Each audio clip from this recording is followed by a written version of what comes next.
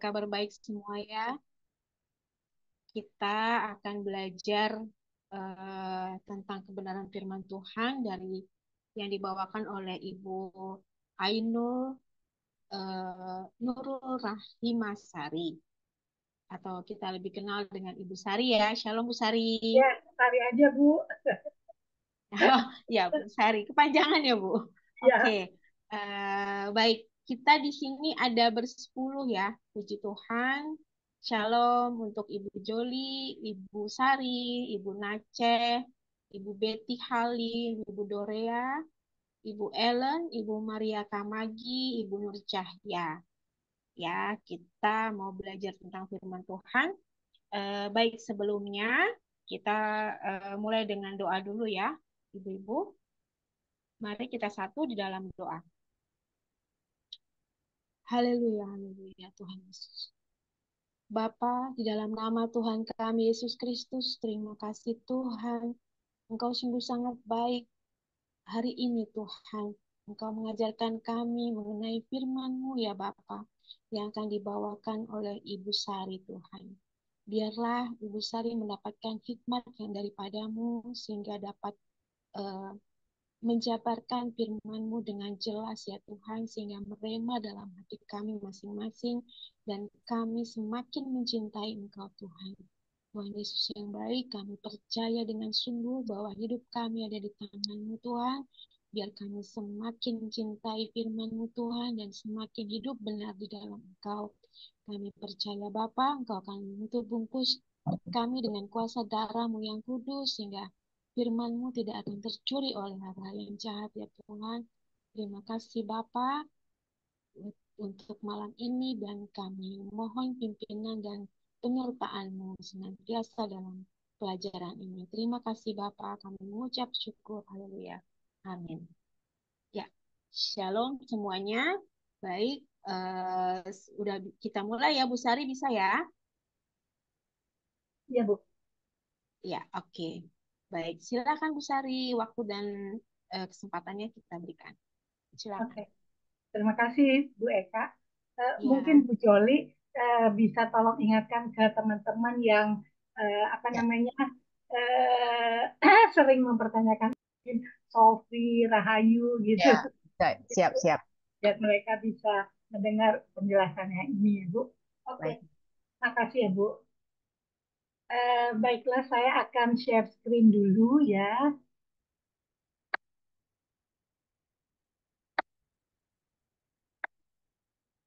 Oke, sudah kelihatan ya, Bu-ibu ya. ya kelihatan. Nah, jadi eh, sebelum kita masuk kepada pengupasan eh, hukum Taurat versus hukum kasih karunia, saya akan memberikan penjelasan dulu supaya semua kita bisa mengerti ya apa itu hukum Taurat ya, supaya ketika kita tahu apa itu hukum Taurat lalu kita bisa membandingkannya dengan hukum kasih karunia itu ya. Jadi saya akan memulai penjelasan ini dengan uh, menceritakan terlebih dahulu apa itu hukum Taurat ya. Jadi hukum Taurat itu diberikan kepada Nabi Musa ya, itu dari Tuhan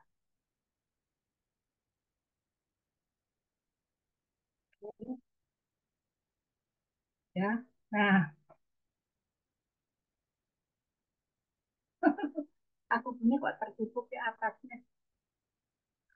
Ya, tapi maksudnya begini ya, hukum Taurat itu ada ya eh, sebelum eh maksudnya apa itu di atas itu kok hilang ya tulisannya ya.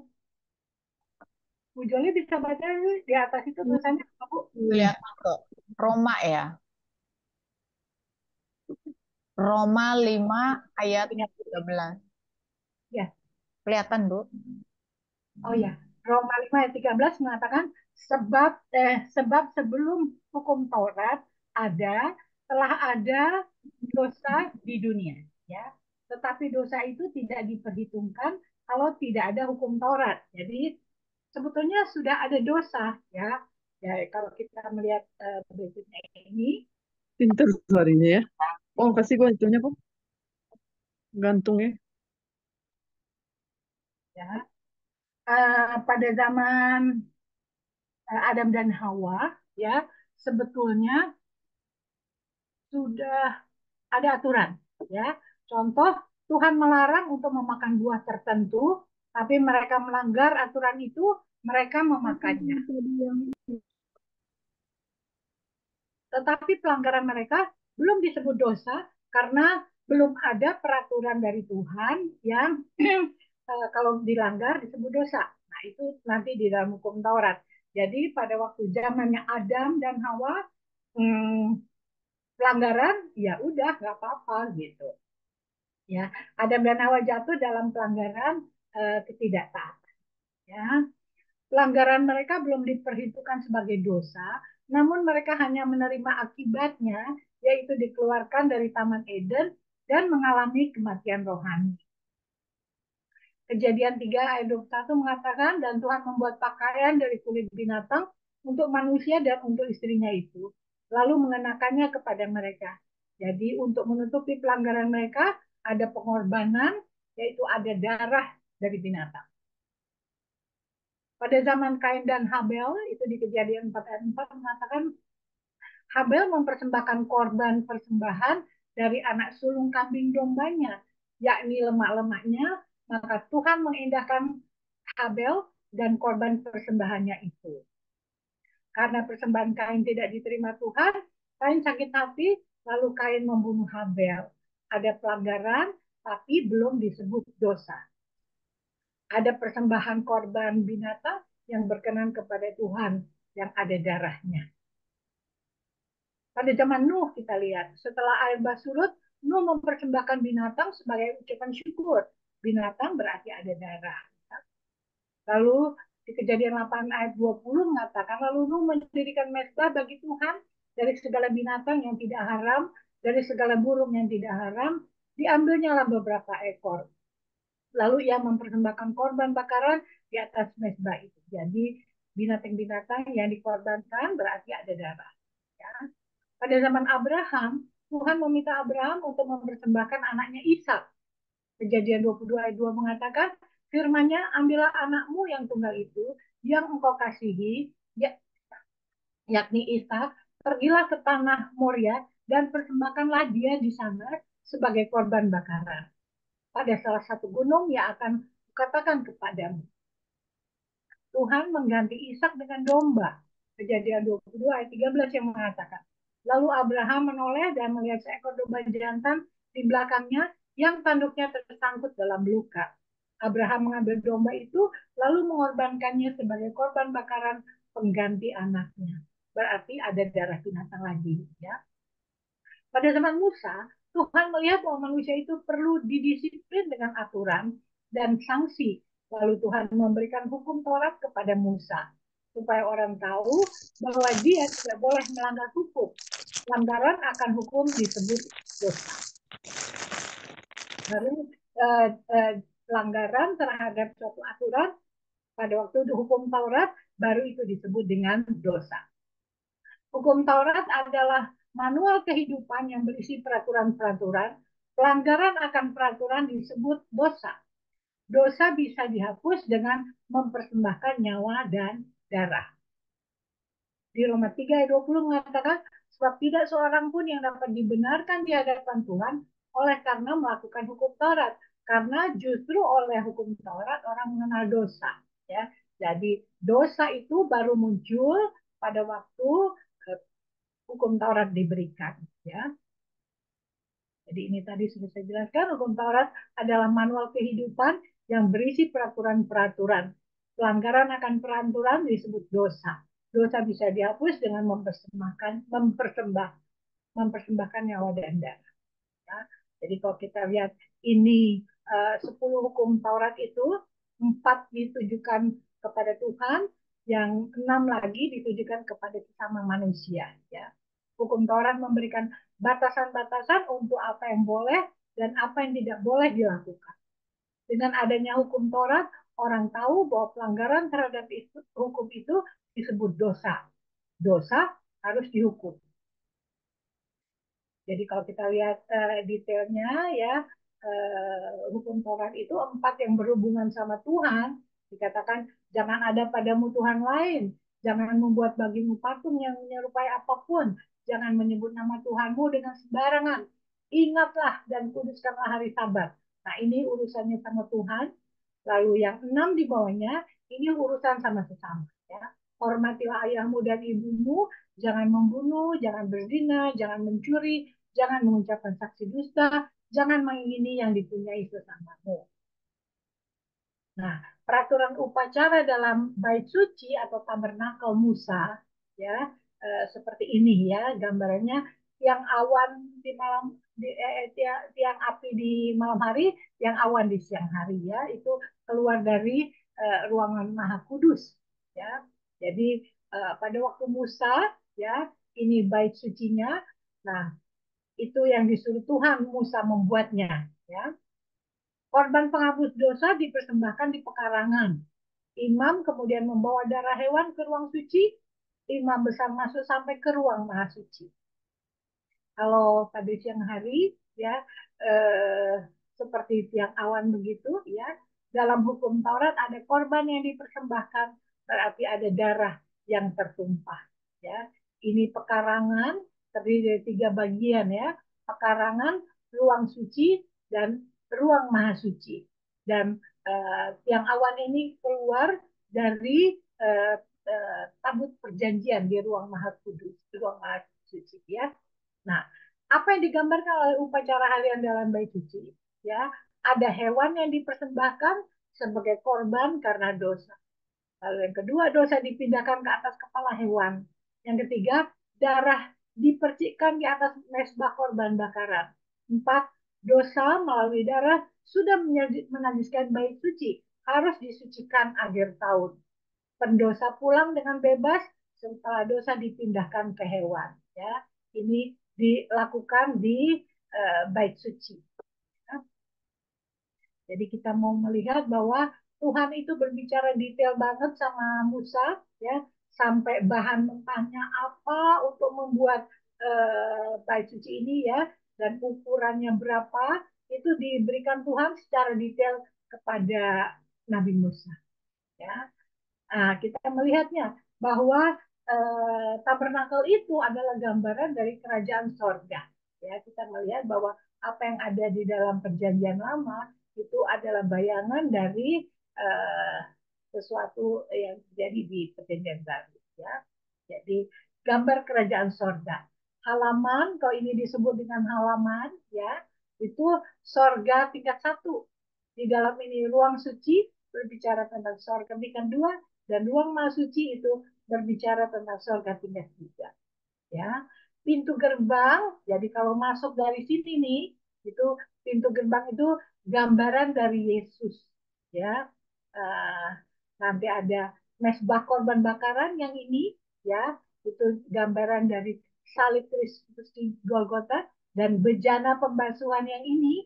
Nah, itu gambaran dari baptisan air, ya, tanda pertobatan sebelum masuk ke ruang suci. Ya. Lalu pintu ke ruang suci, ya, kalau pintu ke ruang suci itu yang ini, ya.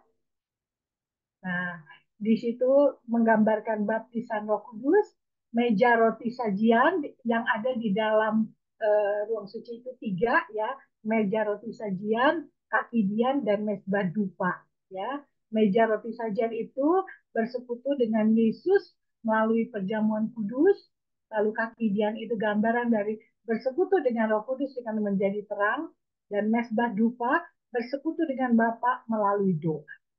Ya, nah, kalau kita lihat antara ruang kudus dan ruang maha kudus ada lagi satu tirai, ya. Nah, tirai ke ruang maha suci itu gambaran dari tubuh Yesus yang tercabik-cabik, tubuh manusia yang harus dimatikan. Ya, di dalamnya ada tabut perjanjian. Tabut perjanjian itu gambaran dari kehadiran Tuhan, nah, dengan ada pertemuan dengan Tuhan. Ya, nah ini pada waktu zamannya Musa, ya kita melihat bahwa ini yang Tuhan kehendaki Musa melakukannya, ya, membuat bait suci. Ya, kalau kita melihat ya, ini tadi pintu gerbang, ini masuk ke halaman. Halaman ini ada korban bakaran, ini ada kolam basuhan, di sini ada pintu gerbang lagi, ya. Di dalam ruang suci ini ada tiga benda, yaitu kaki dian, ya, ada mesbah dupa, dan ada meja roti, ya. Nah, masuk lagi di sini ada tirai lagi, baru masuk ke ruang Maha Kudus yang isinya tabut perjanjian, ya. Ini lambang dari kehadiran Tuhan. Oke. Nah, kalau kita lihat di ruang uh, uh, yang Maha Kudus, bukan ruang kudus tadi, inilah dia, ya, mesbah dupa. Jadi di dalamnya hanya ada imam besar, ya, lalu di dalamnya ada mesbah dupa yang artinya sama dengan doa dan penyembahan, ya. Ini meja roti juga lambang dari perjamuan, ya. Ini kaki dian, ya. Tiga ini yang ada di ruang kudus, ya. Nah, kita lihat kalau yang boleh masuk imam, ya, itu jubah imam pun sampai diatur oleh Tuhan, ya. Itu harus dicelup di kerang biru, ya. Meja roti sajian itu harus bentuknya seperti ini, ya. Mesbah korban bakarannya juga sudah diberikan kepada Musa gambaran yang Tuhan kehendaki, ya. Sampai jubah imam pun itu diatur sampai detail, ya. Di sini ada gambaran 12 suku Israel, ya. Ada di sini kaki dian, ya. Di ruang Maha Kudus itu ada tabut perjanjian.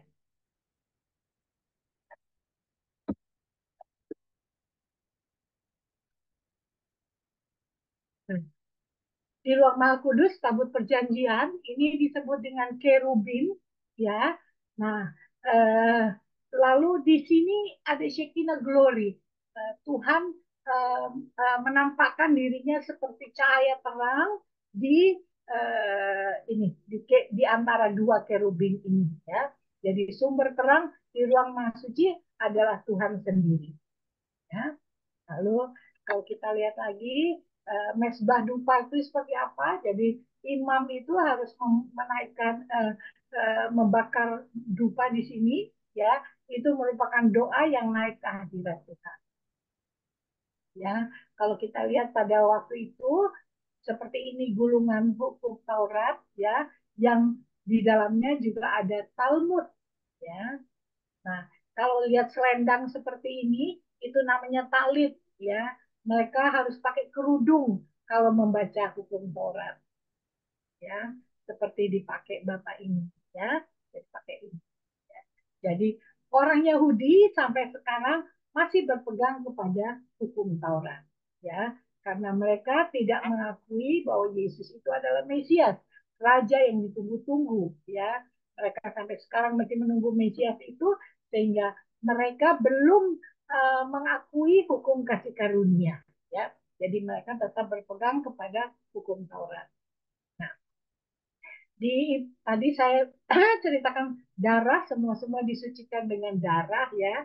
Nah, Ibrani 9 ayat 22 mengatakan, dan hampir segala sesuatu disucikan menurut hukum Taurat dengan darah. Dan tanpa penumpahan darah tidak ada pengampunan.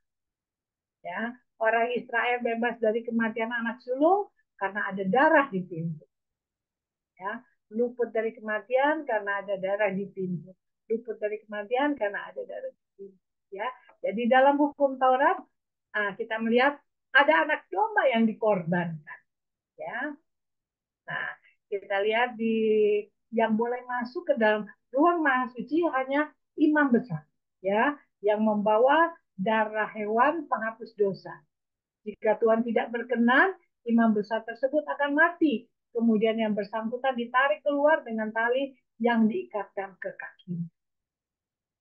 Ya, kita lihat di Ibrani 4 ayat 14 mengatakan, karena kita sekarang mempunyai imam besar agung yang telah melintasi semua langit, yaitu Yesus, anak Tuhan. Baiklah kita teguh berpegang pada pengakuan iman kita. Jadi sekarang imam besar agung tidak masuk ke ruang maha suci seperti yang dilakukan oleh imam besar tadi, ya. Tetapi imam besar agung kita sekarang adalah Tuhan Yesus, ya.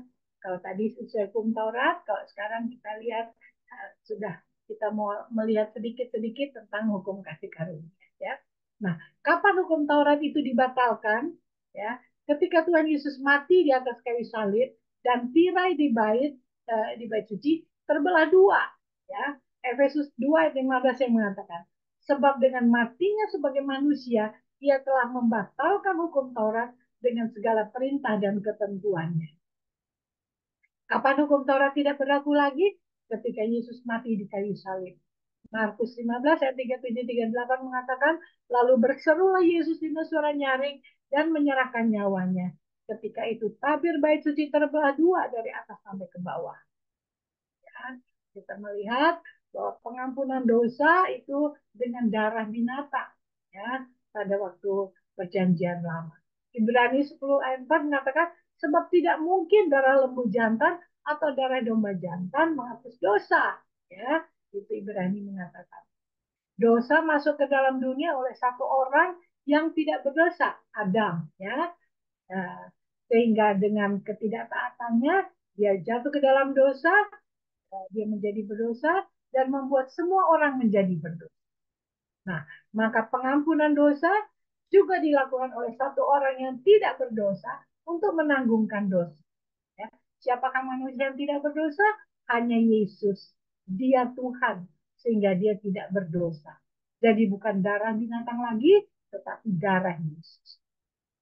Yohanes 1 ayat 29 mengatakan, pada keesokan harinya, Yohanes melihat Yesus datang kepadanya, dan ia berkata, lihatlah anak domba Tuhan yang menghapus dosa dunia. Ibrani 7 ayat 25 mengatakan, karena itu ia sanggup juga menyelamatkan dengan sempurna semua orang yang oleh dia datang kepada Tuhan. Sebab ia hidup senantiasa untuk menjadi pengantara mereka. Ya, jadi yang sekarang menjadi imam besar kita itu adalah Tuhan Yesus.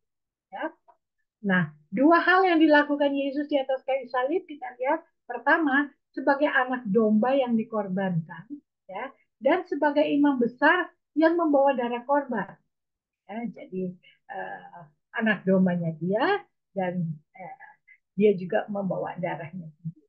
Ya. Ibrani 10 ayat 5. Saya suka sekali sama ayat ini, ya, supaya kita paham betul, ya, mengapa Tuhan itu perlu menjadi manusia, ya. Dia bilang begini, karena itu ketika ia masuk ke dunia, ia berkata, korban dan persembahan tidak engkau kehendaki, tetapi engkau telah menyediakan tubuh bagiku. Jadi dia tahu betul untuk apa dia diberikan tubuh dan dia datang ke dunia. Ya, jika Tuhan dalam bentuk roh, dia tidak punya darah, makanya dia menjadi manusia supaya ada darah. Darah Yesuslah yang dapat mengampuni dosa. Apanya dari hukum Taurat itu yang berubah? Nah, kita lihat, ya. Bagian Talmud, ya. Ibrani 7 ayat 12 sampai 19 mengatakan hukum Taurat sama sekali tidak membawa kesempurnaan, ya. Namun hukum moralnya masih berlaku. Apa itu, ya? Kita lihat apa inti dari hukum Taurat, ya. Hukum Taurat terdiri dari hukum moral, ya. 10 perintah Tuhan, kalau diperas nih tinggal 2 hukum, ya. Mengasihi Tuhan dengan segenap hati itu yang 4, mengasihi sesama manusia seperti mengasihi diri sendiri itu 6, ya. Nah, hukum upacara tentang sunat, peraturan makan dan minum, hari-hari raya, sahabat-sahabat tahunan. Nah, ini yang dibatalkan. Ya, jadi kita tahu yang dibatalkan itu hukum upacaranya, ya, bahwa yang tidak dibatalkan dari hukum Taurat itu adalah hukum moral. Ya, hukum-hukum yang diatur dalam hukum Taurat itu banyak sekali, ya, hukum tentang persembahan, hukum tentang keimanan, tentang kemurnian pribadi, hari raya pendamaian, penyucian umat, penyucian para imam, ya. Kemarin kan kita sudah lewat membaca imamat, ya, sampai begitu jelimet. diatur semua, ya. Oke. Nah, tentang perang, tentang nasir, ini banyak sekali aturan yang dibuat di dalam hukum Taurat, ya. Jadi apa yang tidak tertulis, tapi secara lisan katanya itu Nabi Musa membuat aturan-aturan. Ya. Kita lihat aturan itu ada di mana. Di sini disebutkan ada 613 mitzvot, ya, adalah penjabaran dari Taurat Musa disusun oleh para Yahudi, Rabi Rambam, dan dimuat dalam Mishnah Torah dan Talmud. Traktat Makot menjadi 613 buah. Jadi ada aturan lagi, ya. Jadi 10 firman itu sebagai UUD-nya, undang-undang dasarnya, ya. Hukum Taurat itu undang-undangnya, dan mitzvot ini PP-nya, ya, seperti PP-nya, peraturan pemerintah, ya. Begitu turunannya, ya. Ke 613 mitzvot ini terdiri dari ada 248 perintah, 365 larangan.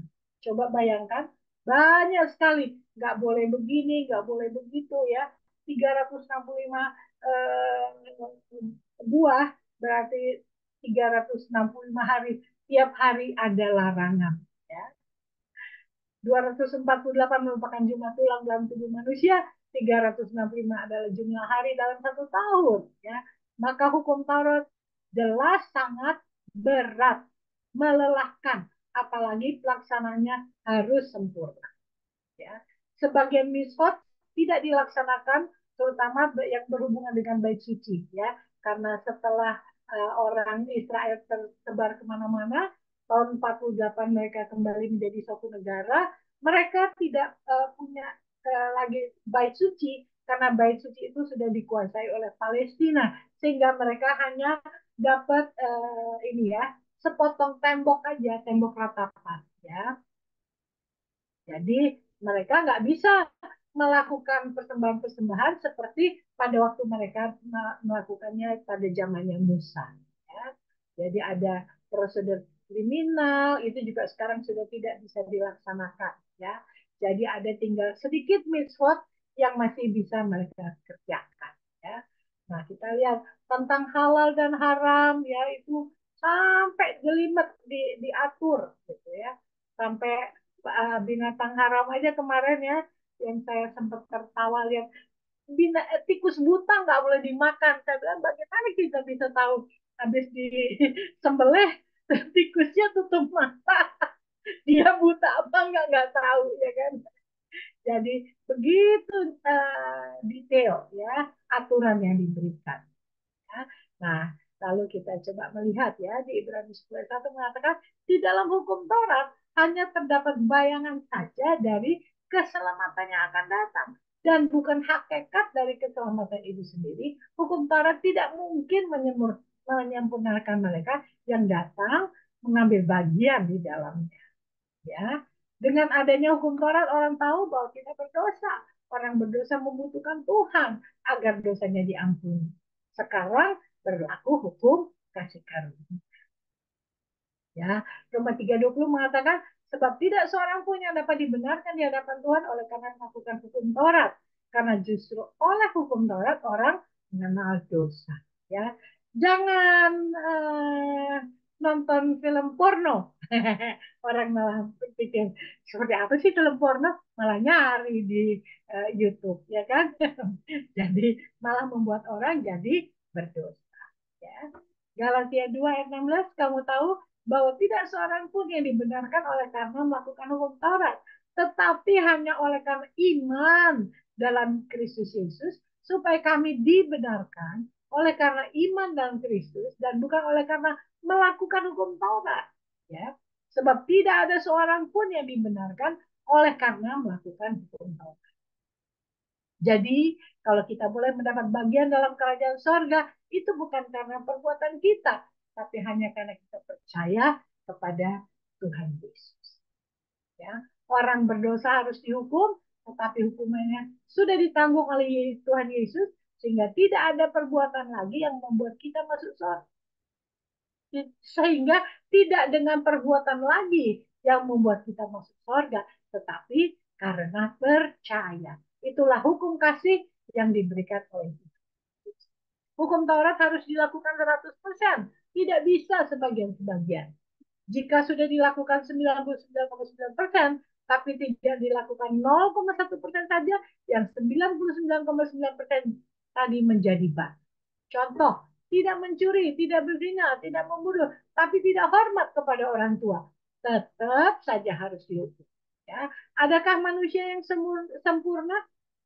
Berat, hukum Taurat amat berat untuk dilaksanakan. Sehingga Tuhan menggantikan dengan hukum kasih karunia. Di dalam Yesus tidak ada lagi penghukuman. Ya. Yakobus 2 ayat 10 yang mengatakan, sebab barang siapa menuruti seluruh hukum, jadi lihat, seluruh ya, jadi harus sempurna 100%. Tetapi mengabaikan satu bagian daripadanya, ia bersalah terhadap seluruhnya. Mengapa Yesus membatalkan hukum Taurat tersebut? Karena Tuhan tahu jika hukum Taurat masih berlaku, tidak ada satu orang pun yang selamat. Siapa yang mampu menjalankan semua peraturan tanpa salah sama sekali? Tidak ada satu orang pun yang berani mengatakan bahwa ia tidak berdosa. Berarti semua orang harus dihukum, termasuk Anda dan saya.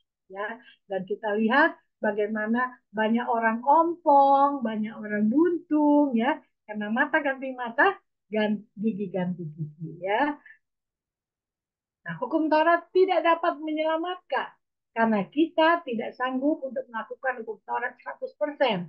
Keselamatan hanya anugerah, hanya ada di dalam Tuhan Yesus. Oleh darahnya segala dosa disucikan.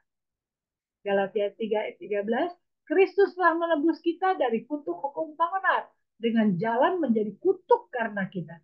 Sebab ada tertulis, terkutuklah orang yang digantung pada kayu salib.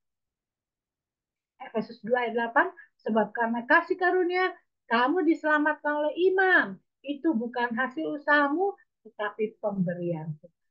Apa yang terjadi setelah hukum Taurat dibatalkan? Hidup menjadi lebih mudah. Tidak dikejar-kejar oleh dosa atau takut akan hukuman. Lalu untuk apa Tuhan membuat hukum Taurat? Untuk mengatur kehidupan manusia yang hidup sebelum Yesus. Jadi di dalam Yesus tidak ada lagi penghukuman. Sekalipun kita melanggar aturannya, Yesus tetap mencintai anaknya. Inilah yang disebut kasih karunia.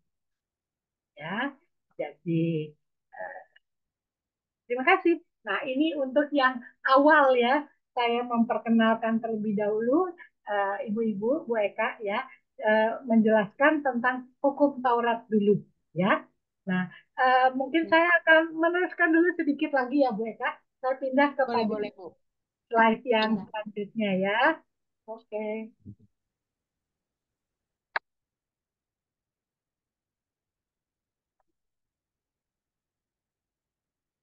Supaya kita mengerti ya. Ini caranya. Kita tuh maksudnya gimana? Maaf.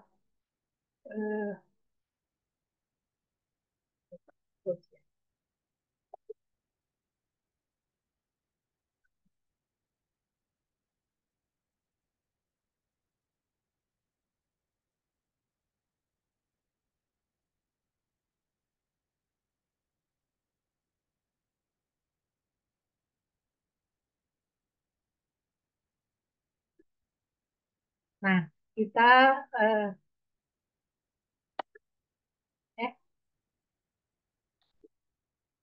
mau masuk ke ini ya, penjelasan berikutnya ya. Mudah-mudahan kita bisa mengerti ya penjelasan tentang hukum Taurat tadi sebagai pembukanya ya. Nah, ini agak masuk lebih dalam lagi ya. Saya mau menjelaskan ya, ada apa sih dengan hukum Taurat itu ya. Nah, jadi apakah hukum Taurat itu masih bisa diaplikasikan sekarang ya? Nah, saya mau mengajak kita untuk melihat bahwa kita berangkat terlebih dahulu dari peta zaman ya. Kalau tadi berbicara dari ini apa namanya adab ya kan, sampai lanjut sampai semuanya sampai Abraham ya, sampai Musa. Nah, sekarang ini kita harus melihat peta zaman supaya kita bisa mengetahui posisi kita dan kita bisa mempelajari semuanya ya. Jadi kalau kita melihat Adam itu adanya di sini ya, lalu ini Abraham ya, itu 2000 tahun kemudian ya. Dari Abraham itu sampai Musa itu 500 tahun. Nah, 1500 tahun sebelum Yesus ya. Nah, disinilah diberikan hukum Taurat kepada Musa ya. Ah, jadi antara Musa dan Yesus, kalau kita lihat sebelumnya ya, tadi yang saya ceritakan itu ceritanya agama Yahudi ditambah budaya Yahudi yang disebut dengan Talmud ya. Itu berlaku dari Adam sampai Musa ya. Nah, setelah Musa membawa hukum Taurat, itu hukum Taurat lah yang berlaku dari Musa sampai Yesus ya. Di dalamnya kalau orang Islam mengatakan Zabur, kita mengatakan Mazmur ya. Ya, jadi kita tahu posisi bahwa hukum Taurat itu diberikan 1500 tahun sebelum Yesus ya. Nah, Yesus ini Injil, Injil itu isinya hukum kasih karunia. Nah, itu yang berlaku ini ya, semenjak Yesus sampai sekarang ya. Nah, memang terjadi keanehan ya. Kucuk-kucuk-kucuk tahun 611 lah turunlah yang namanya katanya Nabi di Arab ya, dia menuliskan Al-Quran ya, Muhammad. Nah, ini agama Islam turunnya 600 tahun setelah Yesus ya, sehingga nanti ini akan kita bisa bahas sendiri lah ya, kenapa kok dia nyeleneh ya dari Adam ya sampai Yesus itu disebut dengan uh, perjanjian lama ya. Nah, nabi yang ada di sini ini semuanya orang Yahudi ya. Nah, semua firman Tuhan itu turunnya di Israel ya. Kitab yang sudah ada waktu itu tiga ya. Pada waktu Quran katanya diturunkan, tiga sudah ada aturan hukum Taurat, Mazmur, dan Injil. Ya, nah ini nyeleneh. Oh ya, agama Islam itu mengatakan nabinya orang Arab. Jadi firman Tuhannya turun dari Arab satu-satunya. Ya, sehingga ini perlu kita pertanyakan. Jadi supaya jangan gampang karena ada yang mengatakan dia mau jadi mualaf ya. Nah, jadi coba pelajari dulu dari peta zaman ya. Dan sudah jelas karena dia orang Arab kan orang Palestina itu musuh bebuyutan sama orang Yahudi dari dulu kan, sehingga dia tidak mengakui apa yang terjadi sebelumnya Muhammad. Jadi dia tidak mengakui hukum Taurat, dia tidak mengakui Injil ya, Mazmur ini ya, sehingga kita melihat bahwa sejarah itu katanya dimulai dari Muhammad ke depan ya. Nah, bayangkan kasihan banget ya bahwa kok ya apa namanya sorry apa sejarah ketika dia menceritakan Musa, kita lihat di buku mereka di mana cerita tentang Musa itu tersebar di mana-mana gitu. Susah sekali kita mau mencari ya. Padahal kalau kita lihat Alkitab kita sangat sistematis ya, dari pertama sampai Yesus itu semua jelas runtut sistematis ya. Di situ enggak ya. Jadi karena mereka tidak mengakui sebetulnya pencatatan sejarah yang ada di dalam hukum Taurat, Mazmur dan Injil ini ya. Jadi ini gambaran buat kita supaya kita mengerti betul kucur-kucur ada di sini nih ngapain gitu ya kan. Nah, lalu kita juga melihat di sini dari peta peta zaman ini ya, kita melihat bahwa Tuhan memberikan hukum Taurat itu 1500 sebelum Yesus. Jadi berkali-kali saya ulang ya supaya kita tahu ini sebelum Yesus terjadinya ya, gitu. Yesus itu tahun Masehi dimulai dari nol, ya. Oke, saya eh, coba memperlihatkan kepada ibu-ibu ya bahwa di sini kan Adam, ya Adam sampai Musa sampai kalau kita lihat di Injil di Alkitab kita ya, kalau kita buka sebelah kiri itu kan disebut Perjanjian Lama, ya kan? Sebelah kanan itu disebut Perjanjian Baru. Nah, kalau kita melihat itu disebut dengan Old Testament dan New Testament, ya.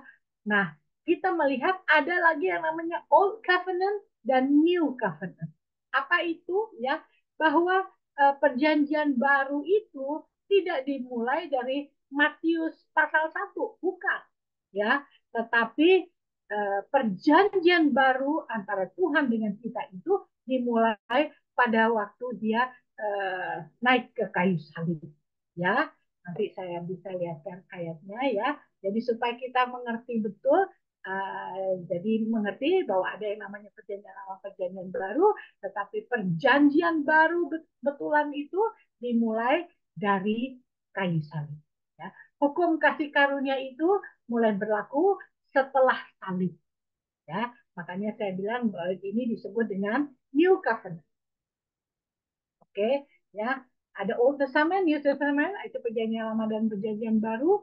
Perjanjian lama isinya hukum Taurat tambah kitab para nabi, ya. Perjanjian baru isinya Injil tambah surat-surat Rasul Paulus. Kemudian ada Old Covenant dan New Covenant, ya. Bahasa Indonesia tetap aja perjanjian lama dan perjanjian baru, ya, karena kita tidak punya kata khusus untuk itu. Nah, perbedaannya di mana? Old Covenant itu dimulai bukan dari Matius 1. Perjanjian baru itu dimulai dari kayu salib pada waktu Yesus menumpahkan darahnya. Ya.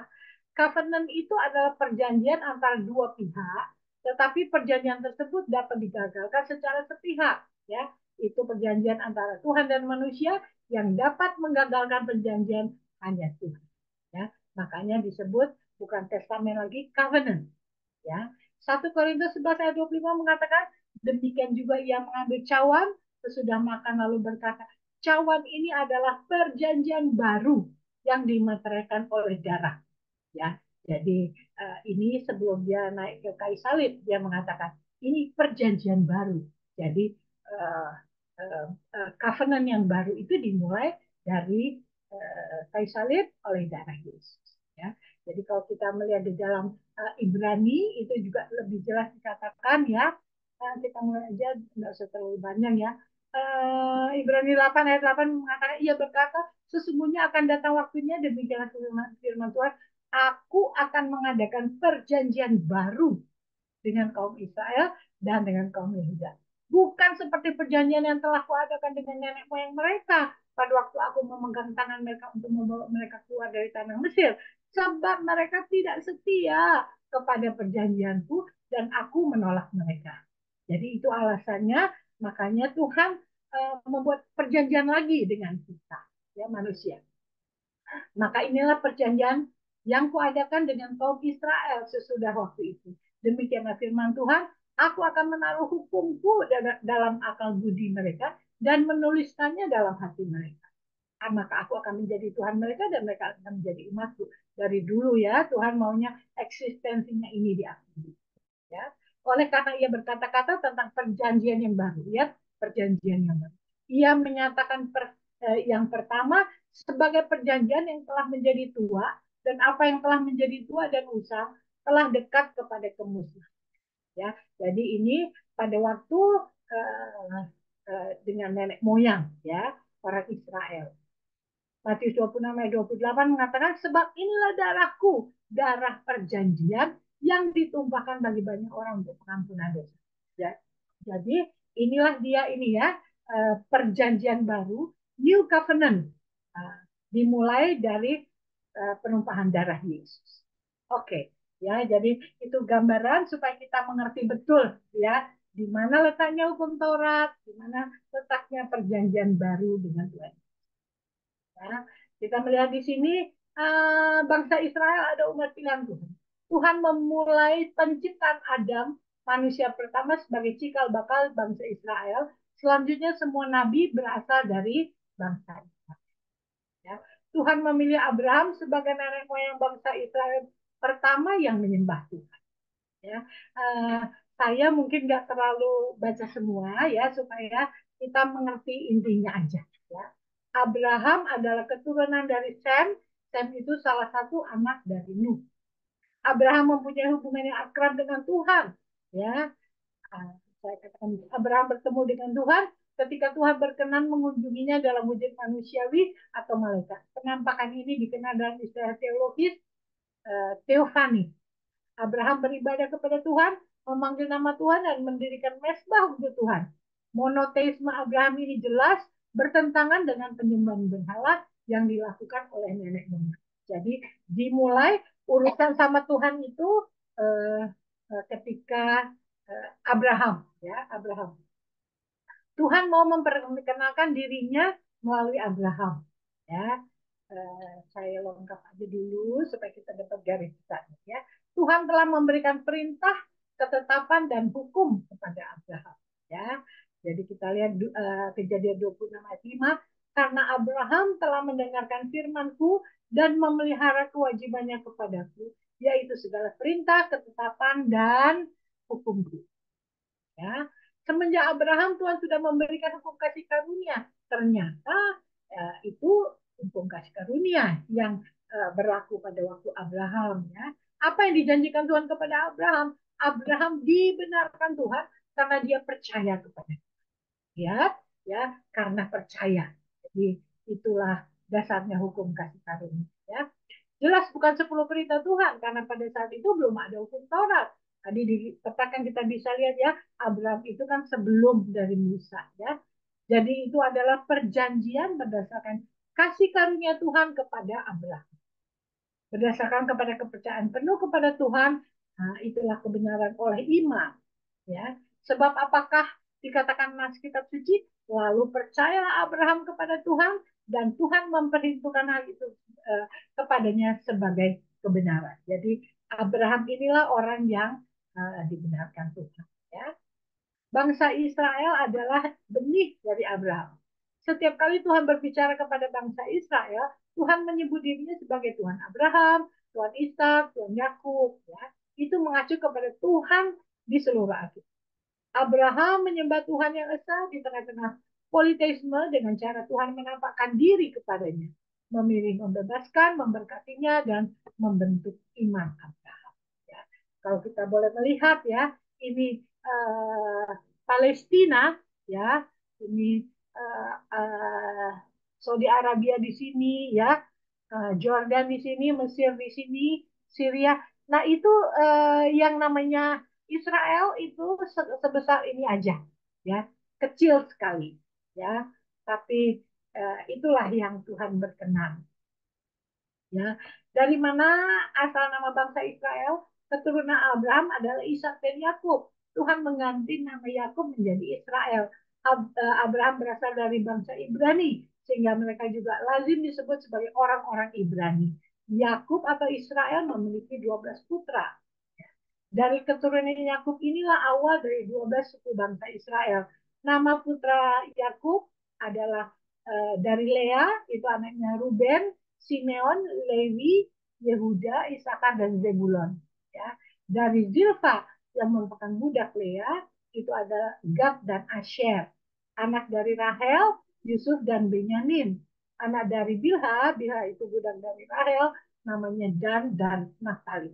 Jadi anak dari Yakub itu 12 orang. Ya.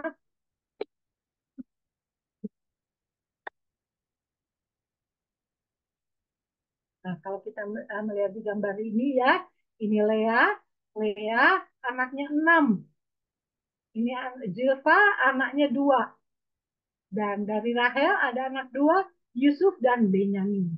Ya, dari Bilha anaknya Dan dan ya. Dari mana asal nama Yahudi? Salah satu anak Yakub dengan Lea bernama Yehuda.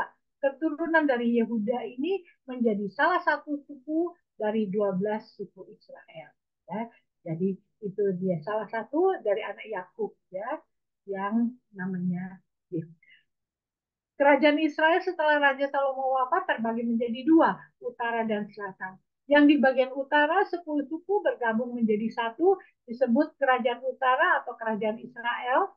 Sedangkan di bagian selatan disebut kerajaan Yehuda yang dihuni dua suku, yakni Yehuda dan Benyamin. Penduduknya disebut orang-orang Yahudi atau the Jews, ya, Yehudim dan Hayehudi. Ya. Namun akhirnya kedua kerajaan yang terpecah ini runtuh. Kerajaan yang di sebelah utara benar-benar punah dan sering disebut dengan hilangnya 10 suku Israel. Ya.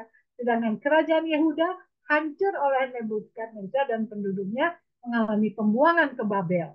Ya. Keturunan Israel, suku Yehuda dan Benyamin yang berada di Babel ini disebut orang-orang Yahudi atau the Jews, yang dalam bahasa Aramnya disebut Yehudaim. Ya. Nah, sebelum ada hukum Taurat, bangsa Yahudi dari Adam sampai Abraham, tadi sudah lihat di peta ya, dari Adam sampai Abraham, itu menyembah berhala, politeisme. Mereka hidup di bawah budaya Yahudi. Ya. Dari Abraham sampai sebelum Musa, ya 500 tahun ya, Abraham sampai Musa, bangsa Israel sudah mengenal satu Tuhan. Ya. Namun masih hidup di bawah budaya Yahudi. Pada waktu itu belum ada dosa karena belum ada hukum Taurat. Tadi sudah saya berikan contoh di awal ya, melakukan pelanggaran tapi belum disebut dosa. Sebelum ada hukum Taurat, Tuhan sudah mengasihi bangsa Israel. Waktu mereka keluar dari tanah Mesir, mereka mengomel dan bersungut-sungut bahwa tidak ada air, maka Tuhan langsung menyediakan air yang manis. Ketika mereka mengadu lagi tidak ada makanan, Tuhan langsung menyediakan daging burung puyuh dan roti manis. Padahal mengomel kepada Tuhan atau bersungut-sungut itu sudah dosa menurut hukum Taurat. Tapi Tuhan sepertinya setiap mereka komplain, segera Tuhan sediakan. Dosa tidak ada dalam kamus Tuhan pada saat itu, ya, karena hukum Taurat belum diberikan. Nah, lebih kurang 500 tahun setelah Abraham, Tuhan yang disembah Abraham memilih Musa untuk memimpin bangsa Israel keluar dari perbudakan di Mesir. Ya, Keluaran 3 ayat 2, lalu malaikat Tuhan menampakkan diri kepadanya di dalam nyala api yang keluar dari semak duri. Ya, jadi Abraham lagi yang berkata, akulah Tuhan Allahmu, Tuhan Abraham, Tuhan Ishak dan Tuhan Yakub. Pergilah aku mengutus engkau kepada Firaun untuk membawa umatku orang Israel keluar dari Mesir ini. Jadi Tuhan pada waktu itu dalam bentuk roh, dia berbicara kepada Musa di dalam bentuk semak belukar terbakar. Ya, dia dipilih Tuhan untuk memimpin bangsa Israel keluar dari perbudakan. Ya, dari bangsa Israel atau Yahudi inilah berawal perjanjian Tuhan, ya. Lalu naiklah Musa menghadap Tuhan, dan Tuhan berseru dari gunung itu kepadanya, beginilah kau katakan kepada keturunan Yakub dan kau beritakan kepada orang Israel, ya. Kamu sendiri telah melihat apa yang kulakukan kepada orang Mesir dan bagaimana aku telah mendukung kamu di atas sayap Raja Wali dan membawa kamu kepada, ya. Tuhan mau supaya manusia mengakui eksistensi dari Tuhan itu dan mengikuti perintah-perintahnya. Ya. Keluaran 19 ayat 5, jika kamu sungguh-sungguh mendengarkan firman-Ku dan berpegang pada perjanjian-Ku, maka kamu akan menjadi harta kesayangan-Ku sendiri dari antara segala bangsa. Sebab akulah yang mempunyai seluruh bumi. Kamu akan menjadi bagiku kerajaan imam dan bangsa yang kudus. Di kaki gunung, nah inilah dia ya. Kenapa Tuhan memberikan hukum Taurat? Ini dia. Di kaki gunung Sinai inilah orang Israel menjadi sombong. Ketika Tuhan menawarkan untuk meneruskan berjalan bersama kasih karunia-Nya, ternyata jawaban orang Israel adalah jawaban yang membual. Dikatakan di Keluaran 19 ayat 8, seluruh bangsa itu menjawab bersama-sama, segala yang difirmankan Tuhan akan kami lakukan. Lalu Musa pun menyampaikan jawab itu kepada Tuhan. Maka Tuhan memberikan hukum Taurat kepada Musa. Jadi karena diminta oleh orang Israel, maka Tuhan memberikan aturan yang mereka minta. Ya. Keluaran 24 ayat 12, Tuhan berfirman kepada Musa, naiklah menghadap aku ke atas gunung dan tinggallah di sana. Maka aku akan memberikan kepadamu loh batu, yakni hukum dan perintah yang telah kutulis untuk diajarkan kepadamu. Pada Keluaran 20 dikatakan, maka perintah Tuhan atau hukum Taurat itu diberikan. Jadi inilah awalnya mengapa Tuhan memberikan hukum Taurat. Ya, 10 perintah Tuhan. Ya, ini nggak usah kita ulang lagi ya, sudah tahu lah ya, 10 perintah Tuhan. Ya. Hukum Taurat menyatakan apa yang manusia, nah ini dia. Jadi hukum Taurat itu menyatakan apa yang manusia harus lakukan untuk Tuhan, ya. Nah, jadi dari manusia kepada Tuhan harus melakukan sesuatu, ya. Hukum Taurat terdiri dari 10 perintah Tuhan dan 613 ketetapan atau mitzvot dengan hukum Taurat. Tuhan menuntut kebenaran dari manusia. Jadi isinya hukum Taurat itu Tuhan menuntut kebenaran. Ya. Jika melakukan dapat berkat, jika tidak melakukan dapat kutuk. Ya. Segala sesuatu yang kamu kehendaki supaya orang berbuat kepadamu, perbuatlah demikian juga kepada mereka. Itulah inti seluruh hukum Taurat dan kitab para nabi. Ya, jadi apa yang kita ingin orang lakukan kepada kita lakukan kepada orang lain. Ya. Kita harus melakukan sesuatu untuk mendapat kebaikan kita. Dengan kata lain mereka berkata, Tuhan, kami tahu selama ini Engkau memperlakukan kami dengan kasih karunia-Mu. Tapi mulai sekarang jangan berlakukan kami berdasarkan kasih karunia-Mu. Tapi nilailah kami juga oleh ketaatan kami sendiri. Jika kami taat, maka berkatilah kami. Jika kami gagal, maka kutuklah kami. Ya.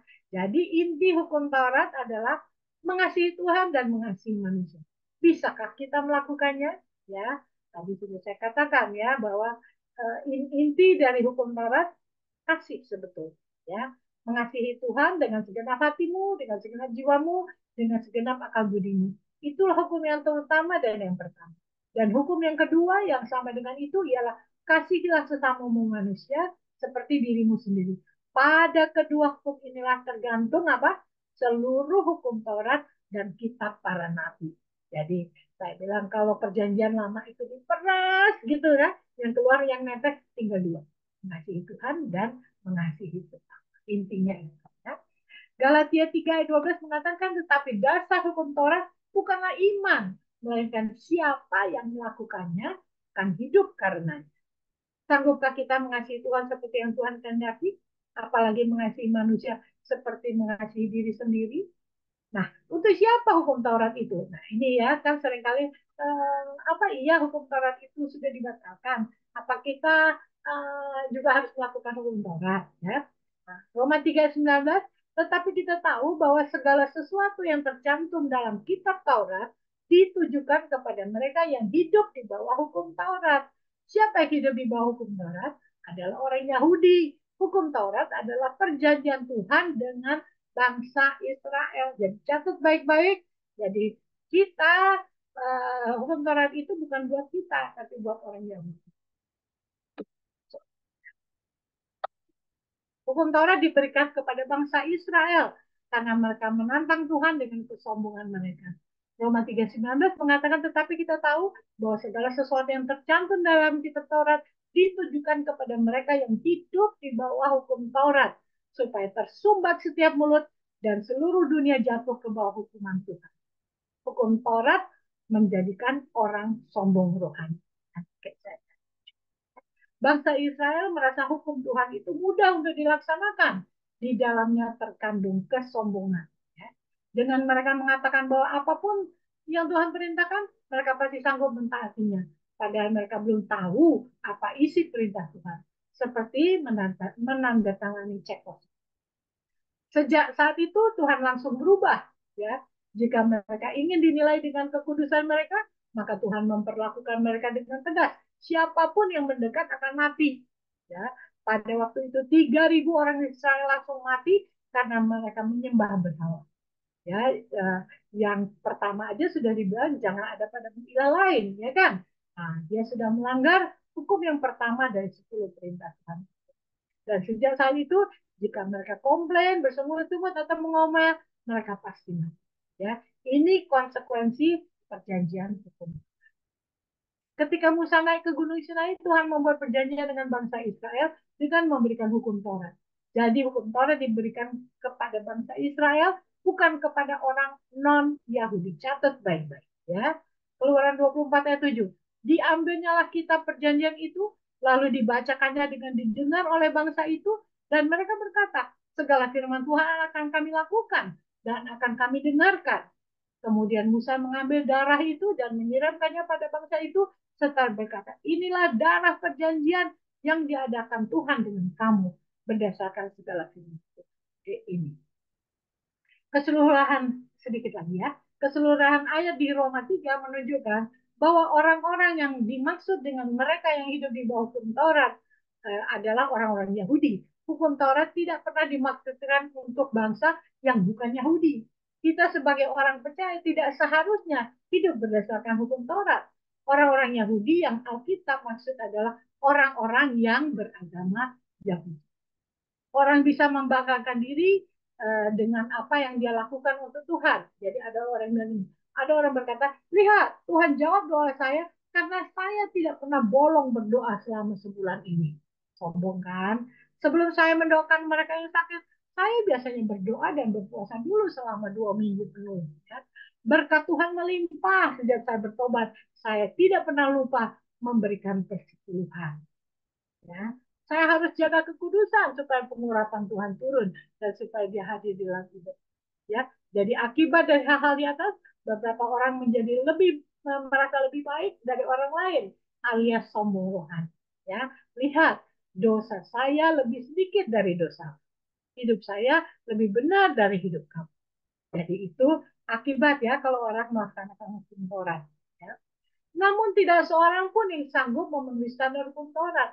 Dari awalnya memang bukanlah keinginan Tuhan untuk memberikan hukum Taurat, tapi adalah kesombongan manusia yang ingin mengandalkan kekuatannya sendiri. Oleh karena itu Tuhan membuktikan bahwa kita semua telah gagal dalam memenuhi tuntutan hukum Taurat dan bahwa hanya kasih karunia-Nya yang dapat menyelamatkan kita dari kegagalan memenuhi tuntutan hukum Taurat dan akibat. Dasar hukum Taurat bukan iman, artinya bukan percaya kepada janji dan perkataan Yesus sebagai Tuhan, melainkan berdasarkan perbuatan manusia kepada Tuhan. Fokus hukum Taurat bukan kepada Yesus, melainkan kepada perbuatan diri sendiri. Bahasa kerennya adalah self righteousness, ya, kebenaran berdasarkan perbuatan sendiri, ya, itu berdasarkan hukum Taurat. Hukum Taurat itu diukur dengan perbuatan. Kita tidak dapat dibenarkan karena melakukan hukum Taurat. Roma 3:20 mengatakan, sebab tidak seorang pun yang dapat dibenarkan di hadapan Tuhan oleh karena melakukan hukum Taurat. Karena justru oleh hukum Taurat orang mengenal dosa. Banyak larangan jangan justru dilakukan. Terjadi pelanggaran. Pelanggaran disebut dosa. Hukum Taurat itu terdiri dari 5 kitab Taurat, Kejadian, Keluaran, Bilangan, Ulangan, Imamat. Ada ditambah dengan Nevi'im, ada 21 kitab para nabi, dan Ketubim, 13 perjanjian, pujian atau puji. Ya.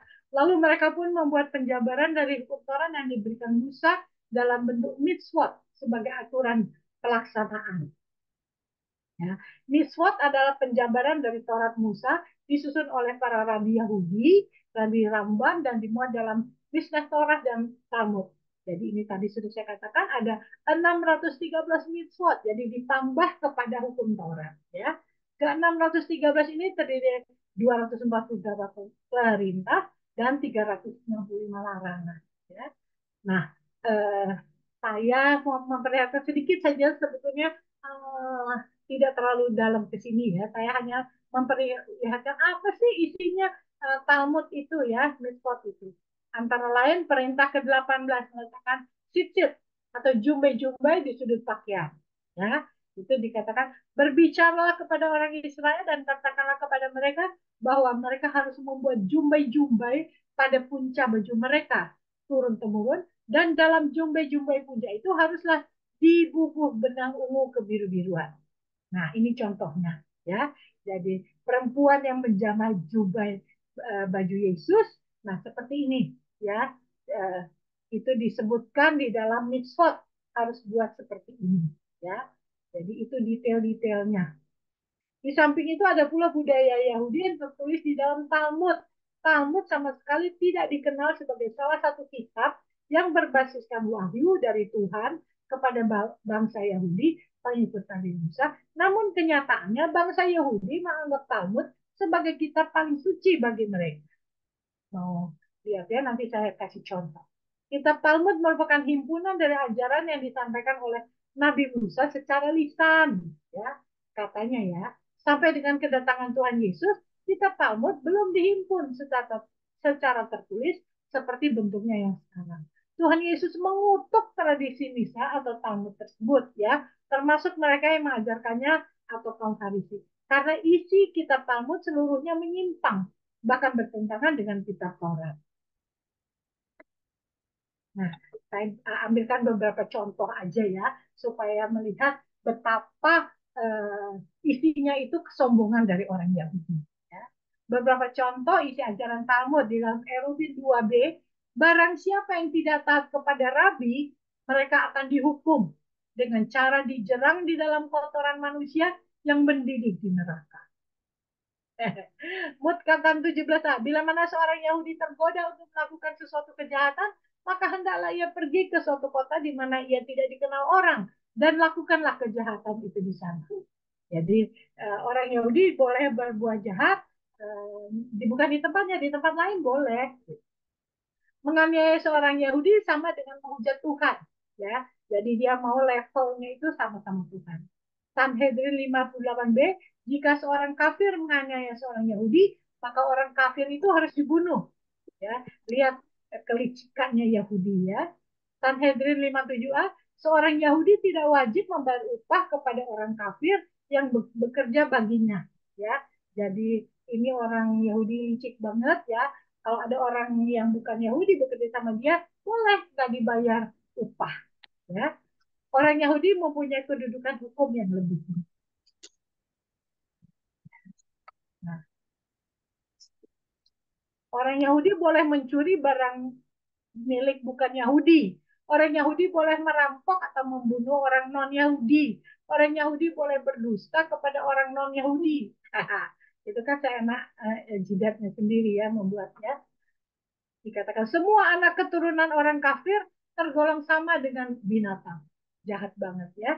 Jadi melihat bahwa orang lain itu seperti binatang. Hanya orang Yahudi yang manusia. Sedangkan orang-orang non-Yahudi bukanlah manusia, melainkan binatang. Orang-orang non-Yahudi diciptakan sebagai budak untuk melayani orang-orang Yahudi. Ya, jadi ini saya tidak mau terlalu banyak ya. Saya cuma memperlihatkan beberapa saja lah ya, untuk memperlihatkan betapa kesombongan orang Yahudi dituangkan di dalam Talmud itu.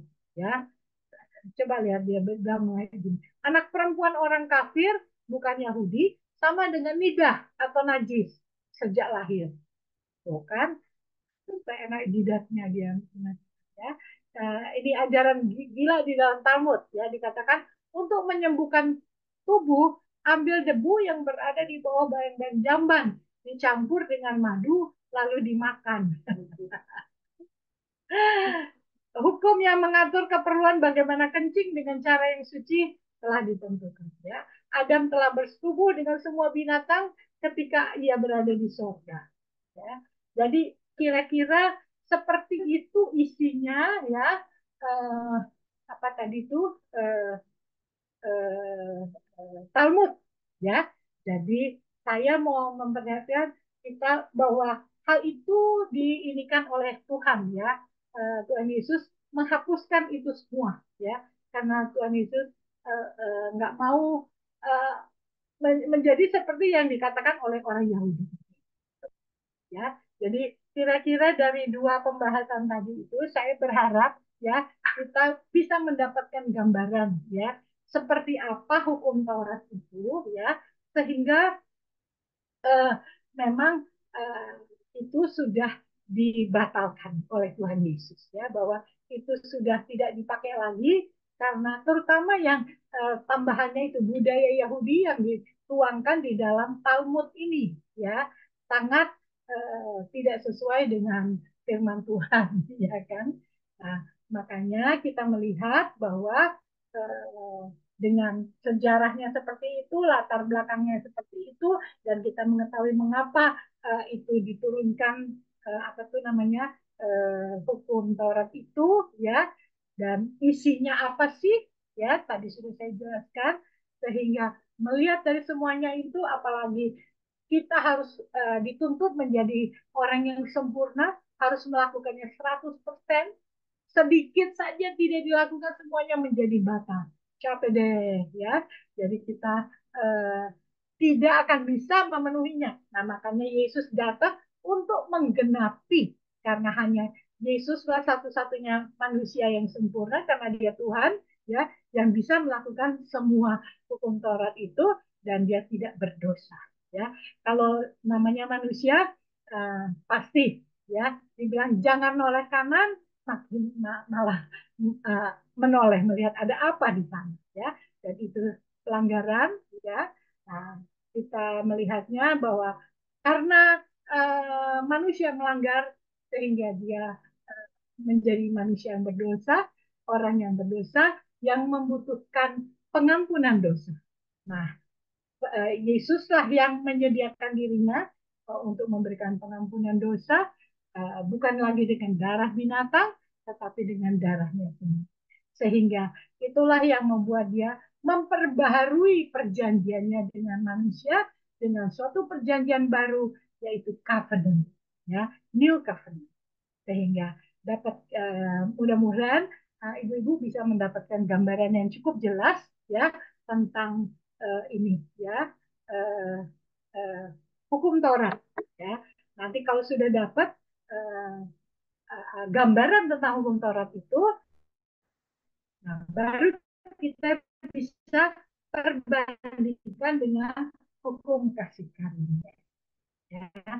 Mudah-mudahan karena saya cepat-cepat menjelaskannya, waktunya berjalan cepat sekali. Bisa ngomong apa sih gitu ya. Begitu kira-kira Bu, saya kembalikan ke Bu Eka. Terima kasih Bu. Oke, baik. Terima kasih Bu Sari. Sungguh detail ya tadi penjelasannya. Mungkin nanti ada sesi kedua lagi ya tentang kasih karunia atau bagaimana Bu? Ya, karena nanti mau kita bandingkan seperti apa sih kasih karunia gitu. Kenapa kok Yesus perlu membatalkan hukum Taurat? Tadi sekurang-kurangnya kan sudah dapat gambaran, ya kan? Kita bisa betul-betul memperbandingkan dan kita bisa merasakan kita sangat beruntung, sangat bersyukur tidak berada di bawah hukum Taurat, tapi kita berada di bawah kasih karunia. Oke, selanjutnya ya Bu Eka. Oke, nanti waktunya akan ditentukan kembali ya Bu. Ya. Mungkin ya. Oke, baik. Terima kasih Bu Sari.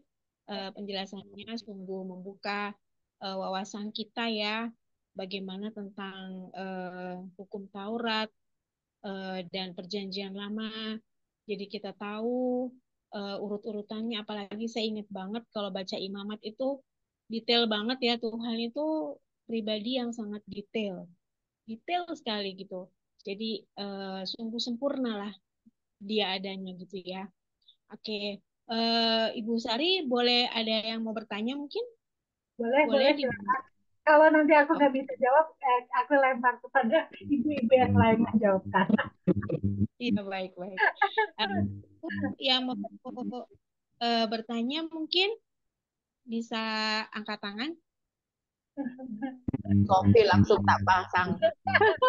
Udah tahu pasti mau nanya dia. Ya. Sofi silakan Bu. Bu Sari, terima kasih berkat ini tadi, pengetahuannya luar biasa. Saya cuma tanya yang awalnya aja sih, yang hukum Taurat itu kan firman Tuhan untuk Musa ya. Berarti itu dalam satu roh ke Tuhan Yesus itu kan. Kenapa kok bisa? Berarti Tuhan tuh belum konsisten sampai ada pembatalan perjanjian itu. Itu sih yang membuat saya agak kekonsistennya itu yang akan membuat saya agak kalau baca di perjanjian lama akan membuat saya kayak flashback mau mau balik ke ateis mungkin. Jangan dong. Ya, berarti kayak Tuhan tuh kayak nggak konsisten gitu loh. Dia Tapi pada akhirnya di zaman kedepannya firman Tuhan kepada Yesus dibatalkan gitu loh. Kok beda gitu? Mungkin bisa dijelaskan Bu Sari. Maaf pertanyaan saya Kak ini. Aku ngerti. Terima kasih Bu. Gini loh,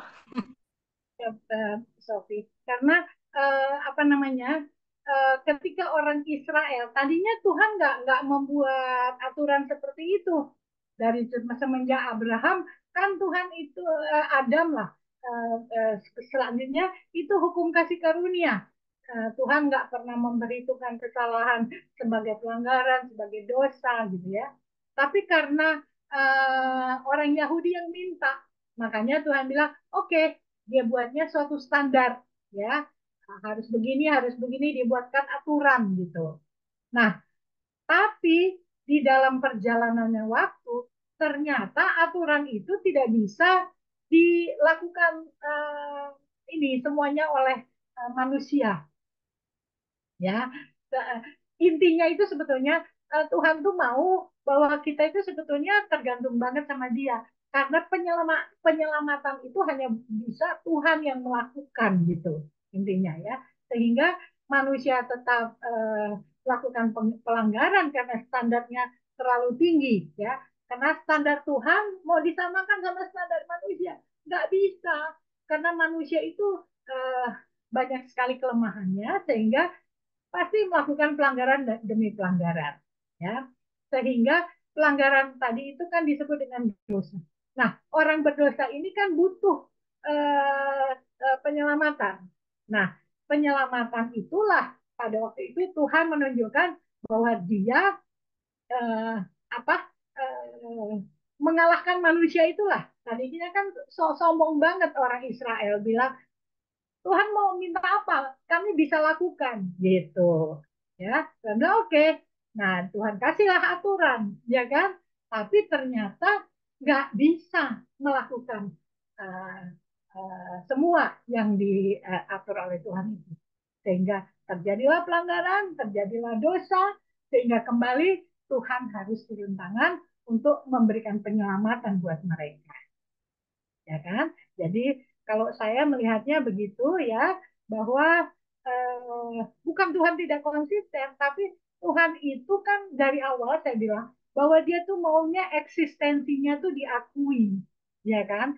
Nah, tapi ini orang Israel dengan segala kesombongannya, mereka merasa hebat gitu ya. Dari kalau kita lihat di dalam budaya Yahudi tadi, bagaimana kesombongan-kesombongan orang Israel kan digambarkan. Nah, makanya uh, Tuhan itu nggak ya mau mau apa ya, uh, bukan ngancurin lah ya, mau menghancurkan kekerasan kepalanya orang Israel itu ya, dia buat sampai ya nggak berdaya, akhirnya mereka butuh Tuhan juga gitu untuk penyelamatan mereka.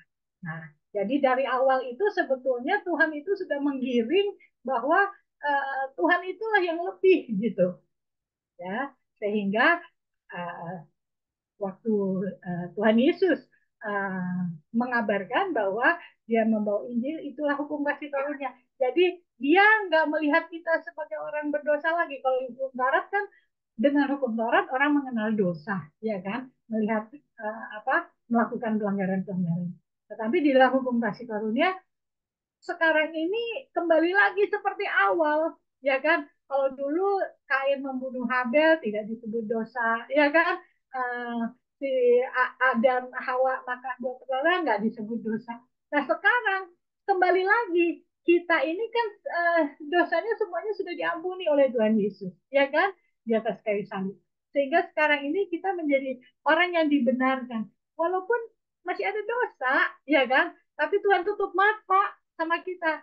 Dia emang sayang sama kita. Makanya sekarang ini kita tidak lagi, oh saya orang berdosa, saya orang berdosa. Tapi kita sudah dibenarkan, ya kan, oleh Tuhan Yesus. Jadi manusia itu kembali lagi posisinya seperti posisi awal itu, gitu loh. Jadi walaupun terjadi sesuatu itu karena kesombongan manusia sendiri yang minta apa ya, mau mau apa ya, mau mencobai Tuhan atau apa tuh namanya, kasih aja aturan, kami pasti bisa menjalankan gitu. Tapi ternyata kan tidak bisa. Nah, sehingga buntut-buntutnya memang perlu Tuhan lagi. Makanya Tuhan Yesus akhirnya turun tangan, udah deh, lo nggak tahu apa-apa, batal deh, gitu. Dia pakai hukumnya, hukum kasih karunia. Sekarang biarpun kamu, uh, ya kita kan berdosa karena pelanggaran kita, ya kan? Tapi sekarang ini kita dibangkitkan oleh Roh Tuhan yang ada di dalam kita sehingga terjadi pembenaran buat kita. Sehingga inilah kalau saya bilang ada perbaikan identitas diri. Nah, itu karena Tuhan yang membenarkan kita. Sehingga kita tidak melihat lagi kita sebagai orang berdosa terus, bahwa Tuhan sudah mengampuni dosa kita. Dan sekarang Tuhan nggak nyebut-nyebut dosa lagi. Dia naik ke atas kayu salib, bukan karena perbuatan kita kepada dia, tapi bagaimana Tuhan mau menyatakan dirinya kepada manusia bahwa dialah Tuhan yang menyayangi kita. Kira-kira apa tambah pusing ya, Sof? Mungkin ada ibu-ibu lain yang bisa menambahkan. Tambah pusing ya, Sof?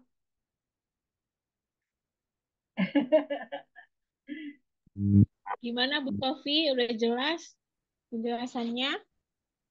Oke, cukup mungkin ibu-ibu yang lain, kesempatan ibu-ibu yang lain. Nanti kalau ini saya terlalu ngeyel.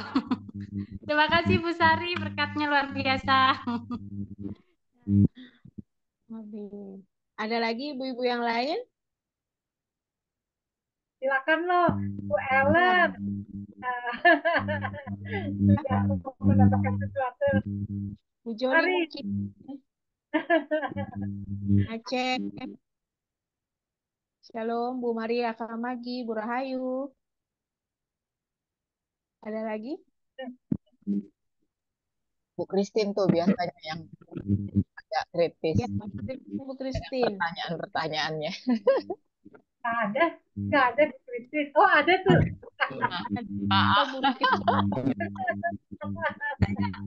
Tandanya kali udah komplit sama Sisil. Iya, lengkap banget ya. Makanya tadi saya merasa bahwa Tuhan itu salah ya. Kalau kita lihat dari Kejadian sampai Wahyu, zaman Nabi Nuh kan manusia dimurkai dengan air ya. Sedangkan di masa depan kita akan dimurkai dengan api yang menyala-nyala. Jadi yang salah bukan Tuhan. Tapi kenapa Tuhan harus jadi murka? Karena manusia nggak mematuhi peraturan Tuhan. Saya melihat mereka keluar dari Mesir karena mereka selama perbudakan tidak pernah ibadah sama sekali. Jadi berbudak setiap waktu, gak ada waktu untuk Tuhan karena mereka diperbudak oleh Mesir. Keluar dari Mesir, Tuhan memperkenalkan, akulah Tuhanmu. Jadi Tuhan mengasihi dan jangan begini, jangan begini. Karena selama di Mesir mereka itu udah rusak akhlaknya. Tetapi sesudah Yesus memperkenalkan, Tuhan Allah memperkenalkan akulah Tuhanmu, mereka tetap di padang gurun itu ya. Banyak yang mati kan kalau dibaca dari ini ya. Banyak yang mati karena, maaf kata ya, karena kemesuman. Jadi memang Tuhan sudah bikin peraturan, jangan begini, jangan begini. Bukan karena mereka perlu, karena Tuhan menghendaki mereka kembali kepada, bahkan di perjanjian baru Tuhan bilang kejarlah kekudusan. Jadilah karakter Kristus, milikilah karakter Kristus supaya engkau bisa melihat Tuhan katanya dengan kekudusan. Karena untuk mencapai pancar pijar terang Tuhan, tentu kita harus memiliki kekudusan itu, dan itu kita mungkin, saya percaya kita semua tidak mampu tanpa Tuhan. Tetapi kalau saya lihat Tuhan nggak pernah salah. Kalau dihabisi manusia dengan Nabi seperti zaman Nabi Nuh, sekarang mungkin banyak tsunami juga ya. Saya juga bilang sama Tuhan, biarpun manusia dihabisi dengan tsunami pun, kita kan nggak lebih baik di hari esok. Karena kuasa-kuasa kegelapan ini yang harus Tuhan bereskan. Kami hanya debu yang kembali jadi debu. Suara saya kedengaran nggak ya? Iya, dengar Bu. Dengar. Ya, jadi debu yang kembali jadi debu. Sedangkan kuasa-kuasa itu teroris surgawi yang dibuang ke bumi ya. Dia itu malaikat loh. walaupun dia dibuang ke bumi, ya kita ya dikasih sih kita otoritas, tapi kalau lihat Wahyu 13 itu ngeri banget, di situ disebut dia diberi kuasa yang internationally professional untuk mengalahkan orang kudus. Diberi kuasa untuk mengalahkan kita, iman kita. Tapi kan bersama Yesus kita tetap minta sama Tuhan bahwa kita yang tetap berseru-seru pada Tuhan pasti dapat jawaban sih. Tapi kalau saya lihat kita akan dimurkai dengan murka yang menyala-nyala, berarti kita nggak lebih baik dari orang-orang zaman Nabi Nuh. Karena kita yang harus bereskan urusan kita dengan Tuhan. Tapi pasti gak semua ya orang Kristen yang membuat murka Tuhan ya. Kalau kita tahu perkara yang mendatangkan murka Tuhan, pasti kita nggak kerjakan itu. Karena kita tertulis di Injil, kriteria-kriteria yang mendatangkan Allah murka, kita nggak akan kerjakan itu. Karena kita memang sudah Kristen, yang sungguh-sungguh Kristen tidak akan membuat Allah murka atau menduka citakan rohnya. Gitu kan Ibu Sari ya, setuju ya? Ya, ya. Ya, jadi kita mungkin nggak bilang Tuhan salah, karena Tuhan tidak konsisten. Manusia yang tidak benar. Karena memang mereka keluar dari Mesir, selama di Mesir mereka nggak pernah kenal Tuhan. Kalau saya lihat Yahudi bagus tuh waktu di Kejadian itu. Laki-laki umur 30 tahun baru meneruskan silsilah pohon keluarganya. Kejadian berapa ya? 11 kalau nggak salah. Umur 30 tahun baru ini punya keturunan. Umur 30 tahun baru punya keturunan. Jadi mereka nggak bebas sex freedom. Laki-laki umur 30 baru bersetubuh punya turunan anak laki-laki, anak perempuan. Baca deh, kalau nggak salah Kejadian 11 ya. Tapi kalau yang kesini-kesini, makanya ada Raja Daud membiarkan anaknya diperkosa itu kan kakaknya marah ya, akhirnya dia bunuh adiknya juga. Karena dia nggak mau adiknya diperlakukan kayak gitu. Itu kakak-kakaknya Dina juga nggak mau si Dina diperlakukan seperti itu. Tapi bapaknya nggak tahu tuh, bapaknya biarin aja. Nggak tahu ya gimana pikiran orang zaman dulu ya. Tapi ya itu kisah-kisah yang ada di Perjanjian Lama ya. Kesini-kesini malah tambah banyak kebebasan ya. Tapi kalau memang akan dimurkai dengan api yang menyala-nyala, berarti kami lebih parah ya. Dan udah gitu bukan hanya bumi saja, tetapi langit juga. Parah sekali kan? Tapi Injil ini sempurna, kita diberi pengenalan akan Tuhan, dan bukan milih ya. Kita nggak milih-milih seperti belanja di toko, tergantung kantong-kantong uang saku. Tapi Tuhan sudah memilih kita. Jadi berbahagialah kita yang dipilih Tuhan karena kita dikasih rohnya, dan satu roh kita ini bisa connect dengan satu roh di surga. Itu aja ya Bu Sari ya. Saya senang bisa lihat gambar-gambar ini. Saya senang bisa kenal jumbai-jumbai jubahnya yang dijamah itu, dan dapat juga penambah pengetahuan yang dari Bu Sari bagus juga. Tapi saya nggak setuju dengan Bu Sofi bahwa Tuhan tidak konsisten sehingga salah peraturannya. Sorry. Mohon maaf ya Bu Sofi ya. Ya itu aja sih dari saya. Karena ini murkanya nanti lebih hilang juga ya. Banget ya, di langit juga yang Makasih. menyala-nyala. Ya. Ya. Mungkin Bu Sari mau menanggapi, menambahkan dari Mungkin Bu ya, Christine. yang lain dulu Bu. Aku udah oke kok Bu Oke, Christine. baik. Mungkin kalau enggak belum ada saya ya.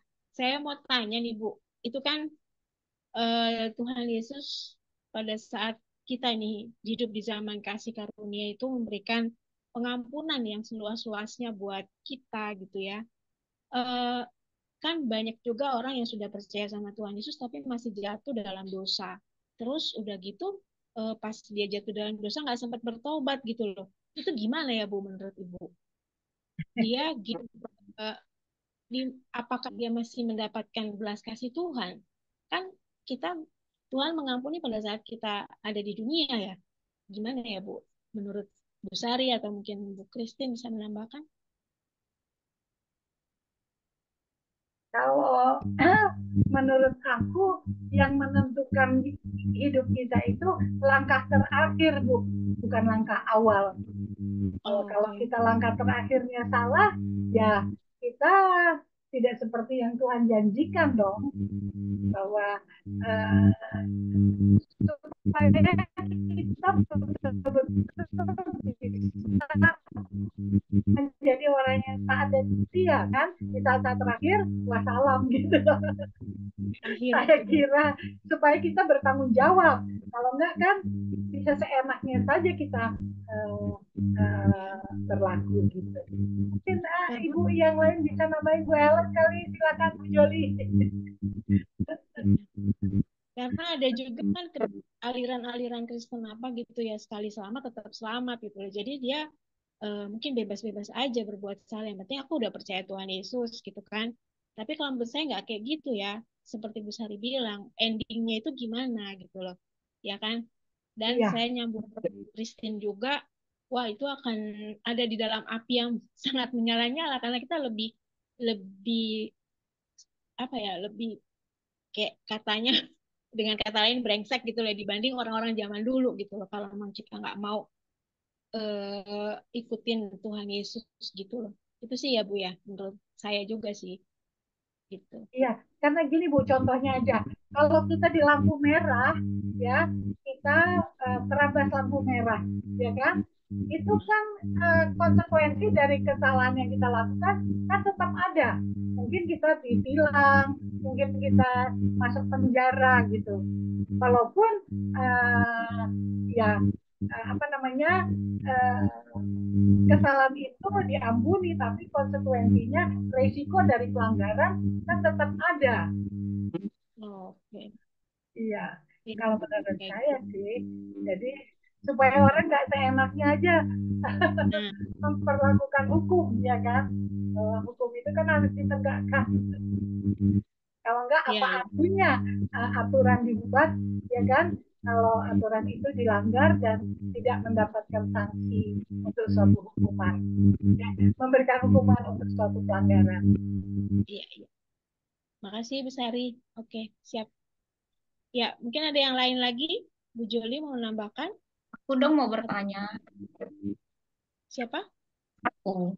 Dona. Dona, Iya. Oh ya, silakan Bu Dona. Bu Sari, aku mau tanya. Kalau orang yang kayak di zaman hukum Taurat itu, apakah mereka penghakimannya, apakah mereka masuk surga apa neraka ya? Kan belum percaya Tuhan Yesus maksudnya. kalau nggak salah di dalam Ibrani ya dikatakan bahwa mereka yang di bawah hukum Taurat itu hanya sekarang ini melambai-lambai saja melihat kita katanya. Apa Oh, ayatnya? Jadi mereka memang belum masuk ke sampai ke sorga, tapi mereka itu dari jauh melihat kita dengan melambai-lambai, lupa aku ayatnya di mana. Nanti aku mesti cari dulu ya Don. apa mereka nanti masih perlu dihakimi juga ya? Atau udah itu tempat mereka gitu yang di tempat melambai-lambai itu apa mereka di situ atau bagaimana ya? Tolong. Tunggu ya. Aku kok tidak mempersiapkan yang itu ya, Don. Nanti aku Oh, mesti belajar dulu. Tapi rasanya begitu. Lihat itu nenek moyang di Ibrani, di iya Ibrani berapa gitu. mm, Jadi mereka melihat betapa beruntungnya kita sekarang, dulu mereka nggak seperti kita gitu. Nah, mereka hanya melihat dari kejauhan dengan jauhan. melambaikan tangannya gitu. Oh, gitu ya. Ya. Mungkin yang lain bisa isi dulu, aku coba melihat ya ayatnya di mana. Silakan, Bu Ibu.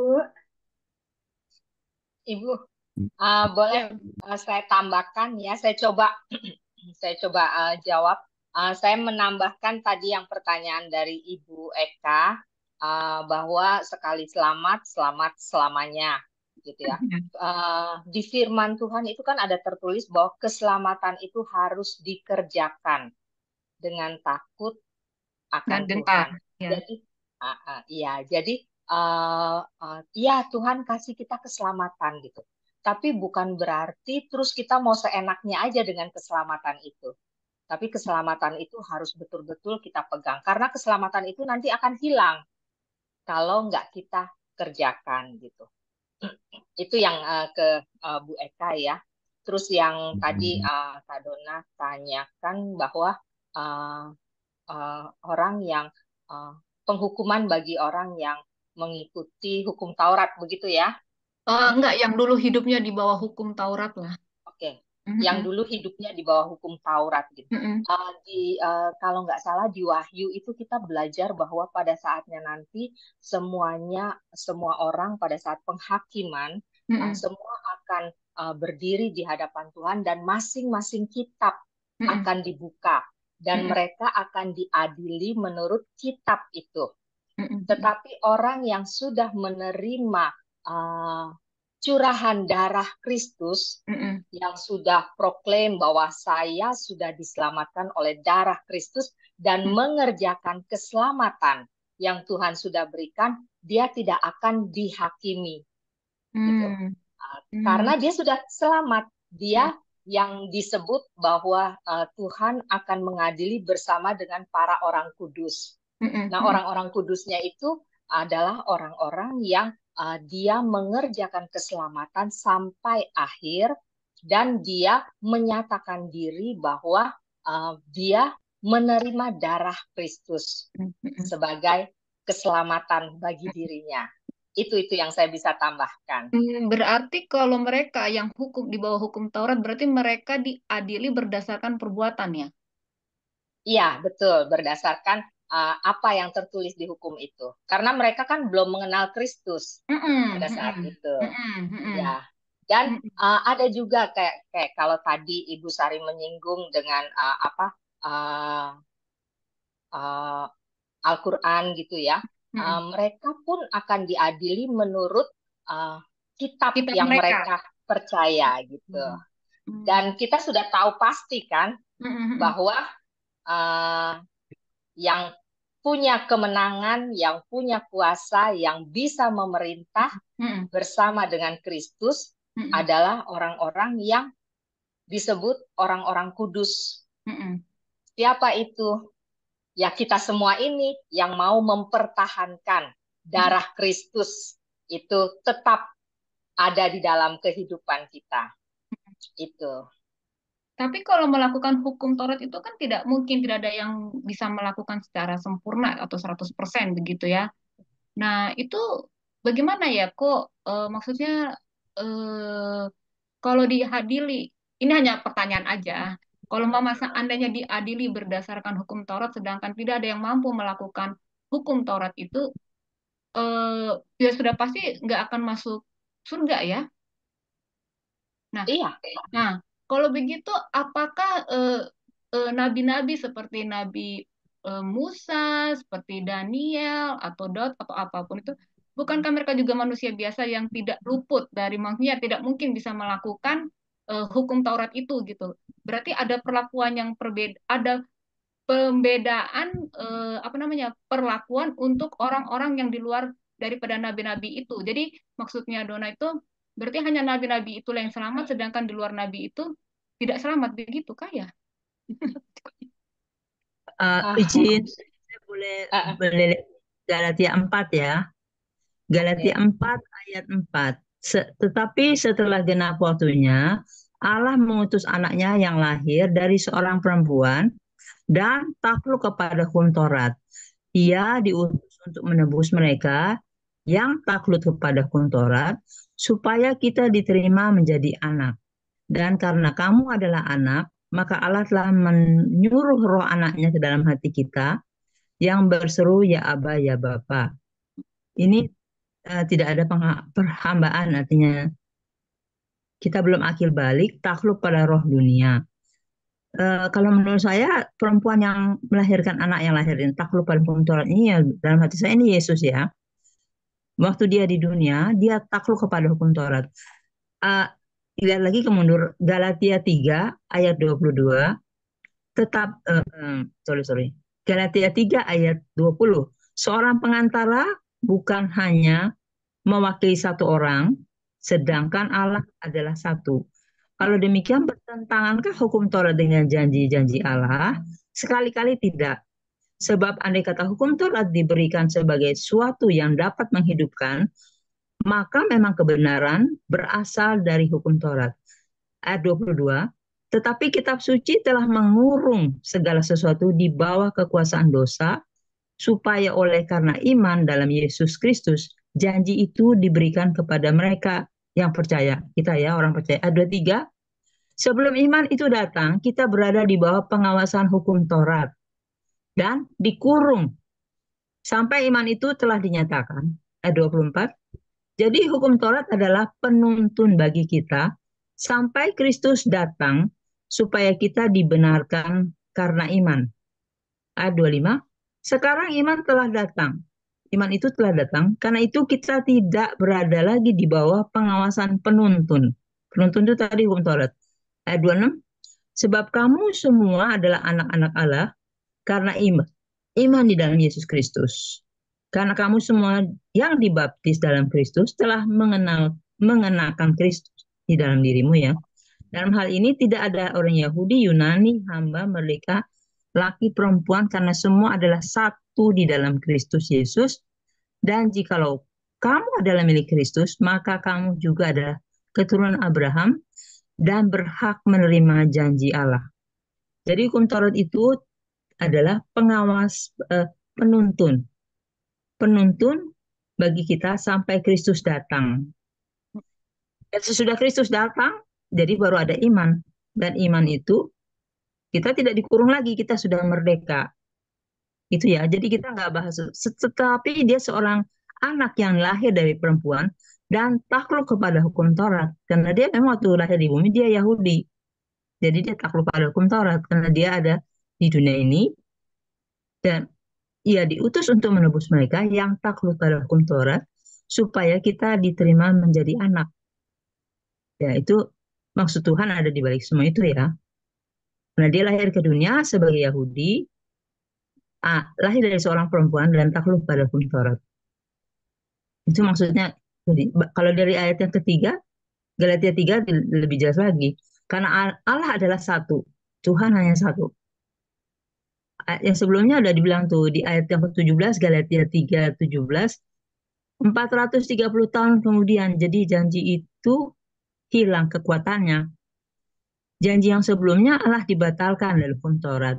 Ya, baca Galatia 3:17 ya, di situ jelas dibatalkan, terbit 430 tahun kemudian. Itu pada saat mereka bebas dari Mesir. Karena 400 tahun mereka diperbudak, tepat 430 mereka keluar dari Mesir. Jadi ini riwayatnya ya. Hanya satu orang pada keturunannya, yaitu Kristus. Kalau mau dilihat hukum Taurat atau janji itu di Galatia 3:15-29. Nanti baca sendiri tapi minta dipimpin Roh Kudus deh. Nanti kamu setiap pribadi baca sendiri lalu minta Tuhan tolong pimpin kami membaca ini supaya Roh Kudus yang pimpin. Satu roh di surga yang sama pasti mimpin kita. Kita bisa satu persepsi ya. Dan ini 430 tahun kemudian itu tepat keluar dari Mesir. Sesudah mereka diperbudak selama 400 tahun dan saya hitung tulahnya itu 30 tahun berarti. Tulah Musa itu 30 tahun, 10 macam tulah itu 30 tahun di Mesir baru dia dibebaskan keluar dari untuk minta izin beribadah karena selama itu mereka nggak pernah beribadah. Ya itu sih yang dari saya ya. Nanti tolong dibaca Galatia 3 supaya lihat hukum Taurat itu penuntun. Jadi sebelum itu kitab suci adalah mengurung segala sesuatu di bawah kekuasaan dosa. Ya, maksudnya itu berarti orang yang hidup di bawah hukum Taurat, yang sebelumnya yang bangsa Israel itu, penghakimannya itu bagaimana? Kalau kita yang di bawah Kristus kan sudah pasti selamat kalau percaya. Kita, Ibu, tolong bilang, seperti Yohanes tanya Tuhan bilang, itu bukan urusanmu. Sorry ya, bukan urusanmu. Itu urusan Tuhan. Kalau boleh nih, aku nambahin. Maaf ya Bu. Aku memang pernah membaca bahwa kita akan dihakimi sesuai dengan kita di bawah hukum mana waktu itu. Bukan, peraturan mana waktu itu. Jadi kalau dia di bawah hukum Taurat, dia akan diadili sesuai dengan apa yang dia pegang. Aku setuju tadi sama Bu Ellen karena memang aku pernah membacanya juga gitu ya, bahwa kita dihakimi sesuai dengan apa yang kita pegang gitu. Cuman memang agak riskan karena kan hukum Taurat itu buntut-buntutnya kan semua orang kan berdosa gitu kan, nggak bisa mentaati sepenuhnya. Nah, dia itu kemana gitu kan ya, Don? Nah, aku tadi bisa menemukan di Ibrani 11 ayat 13, Dona. Oh, Ya, Ibrani 11 ya. ya ayat 13 yang mengatakan dalam iman mereka semua ini telah mati sebagai orang-orang yang tidak memperoleh apa yang dijanjikan itu, tetapi yang hanya dari jauh melihatnya dan melambai-lambai kepadanya, dan yang mengakui bahwa mereka adalah orang asing dan pendatang di bumi ini. Jadi Ibrani berapa, Bu? Ibrani 11, ayat 13. verse 13. Dan ini berbicara tentang iman ini, Don. Iya, iya, iya, iya. Ya, karena kan memang sesuai iman ya kan? Ya, sesuai Heeh, iman. heeh. Nah, cuman ya itu, karena kan tadi kita lihat bahwa tidak ada orang yang bisa melaksanakan 100%, Iya. ya kan? Heeh. Hanya Yesus. Nah, berarti kan dia melakukan pelanggaran, ya kan? Heeh. Pelanggaran kan berarti berdosa. Lalu dia kemana, gitu kan? Heeh. Ya, nanti coba aku mencari lebih jauh ya, Dan. Tapi yang Tapi jelas, ini sebenarnya udah membantu sih yang Ibrani 11 ayat 13 ya, ini. ya. Jadi yang jelas memang orang dihakimi sesuai apa yang dia pegang. Dia di bawah Waktu selama semasa hidupnya ya. ya, betul, betul. Hmm. Ya, ya, ya. Mungkin ada itu Bu Elka menambahkan lagi. Tanah asal. Ya, Bu Joli tuh terima kasih. senyum-senyum aja tuh. Ini bersuara nih. Gimana Bu Joli mau menambahkan? Enggak, rasanya cukup saya dengerin aja diskusinya. Membingungkan. Nanti di YouTube-nya bisa dengerin ulang lagi kok, Bu. Nanti kalau ibu-ibu mau ininya bahan yang tadi aku bawakan bisa di-share kali ya, ya kalau memang perlu Ya, mengetahui lebih dalam. mudah-mudahan kuat ya kalau dikirim lewat WhatsApp ya. Banyak. Bisa ya, kuat ya. Ya mudah-mudahan deh saya share nanti di WhatsApp ya. Mudah-mudahan bisa pada download. Bu Sari nanya lagi boleh nggak? Boleh banget. Bu, ini hanya pertanyaan, aduh, kayaknya pertanyaan remeh banget sih. Bu, kalau kalau tadi kan Ibu bilang 2000 tahun dari Adam ke Nuh 2000 tahun ya. Adam ke Nuh, Abraham. Adam ke Abraham 2000 tahun. Iya, Adam ke Abraham. Kok Adam ke Abraham? Kan sebelumnya. Iya, dari Adam ke Abraham ya Pak, Adam ke Nuh ya yang 2000 tahun itu. Adam ke Abraham. Oh, Adam ke Abraham. Nah, sedangkan usia bumi itu kan katanya jutaan ya, kayak ada dinosaurus dan segala macam. Itu hidupnya di jam kata dan umur mereka tuh jutaan tahun gitu. Itu mereka ada di zaman mana ya? Ada itu di Alkitab, jangan dibahas. Memang itu jutaan tahun toh Tuna ratusan tahun. Apa? Ratusan tahun?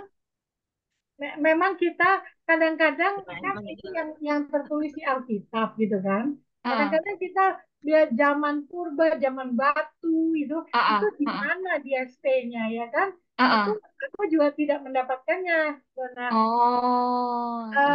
susah aku connect-nya di mana mau dikonekkan gitu. Siapa yang jadi pentolannya supaya kita bisa melihat kan ini mereka di zaman apa hidupnya gitu. Tapi aku nggak menemukan sampai sekarang. Belum Jadi, ya? Oh.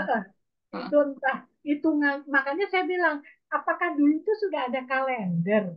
Kok orang bisa bisa menghitung tahun gitu kan? Bahkan bisa memprediksi sudah jutaan tahun gitu. Iya, itu menurut ahli geologi bilang, oh bumi ini sudah jutaan tahun. Padahal kalau kita lihat, oh jutaan tahun menurut manusia kali ya. Oh enggak ya, 2000 itu 2 harinya Tuhan ya. Iya bisa. Nah ini juga jutaan tahun. Emang susah mengklopkannya secara pengetahuan gitu, Don. Nanti kita cari lagi ya, cari tahu lagi ya, Don. Siap, Bu. Makasih ya, Bu Sari.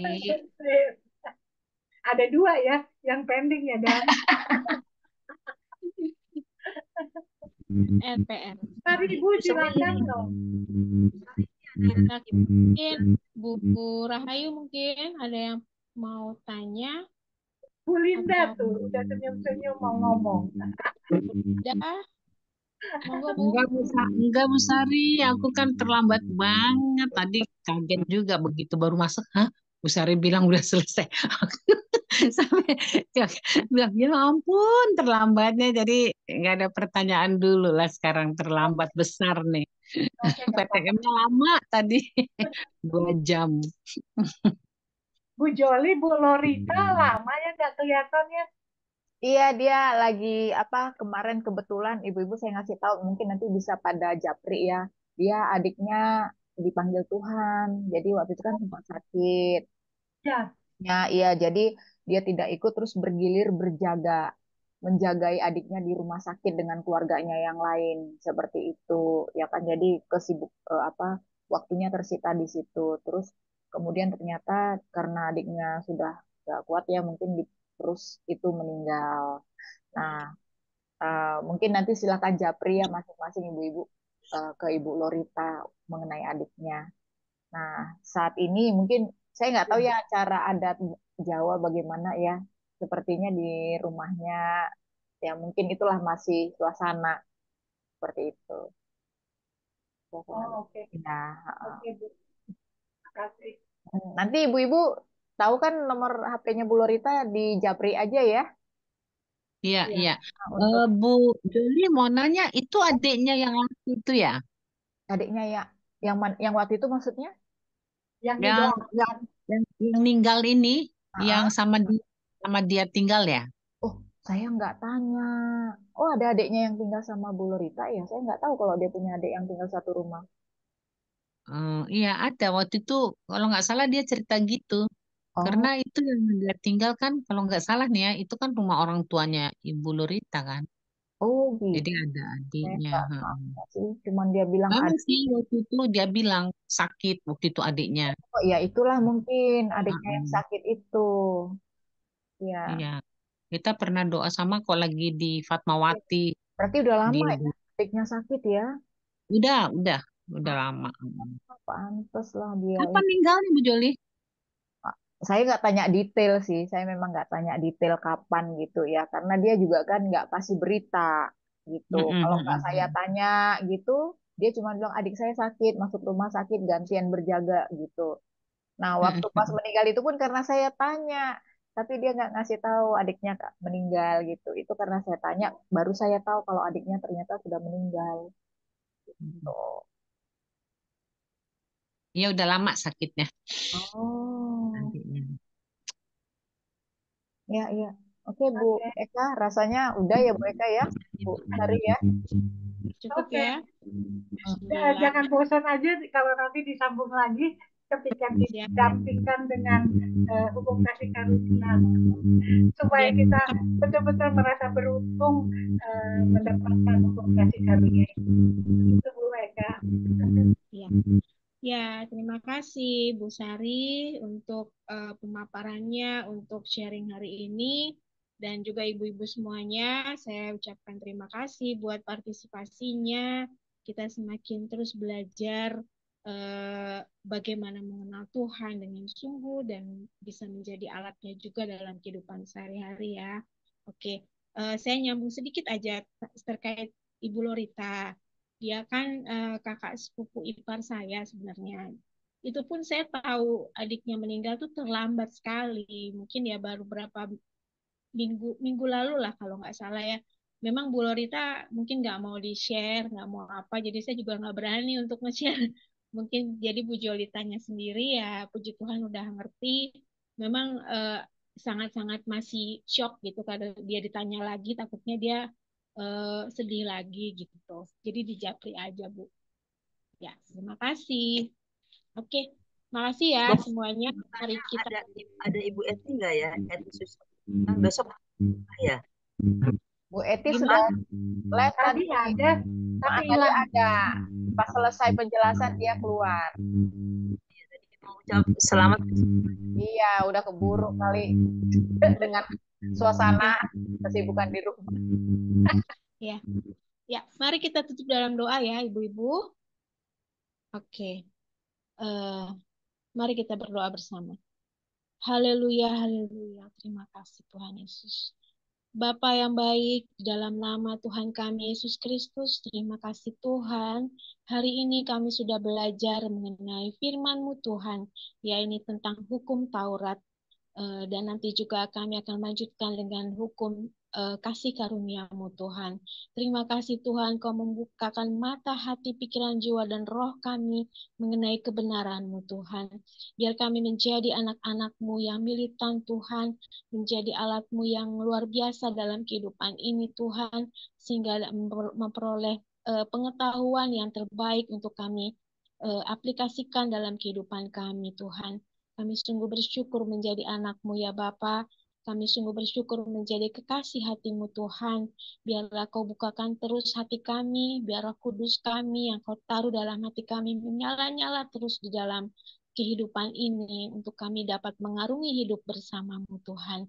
Dan nanti akan dapat berkumpul bersama-Mu di dalam kerajaan-Mu.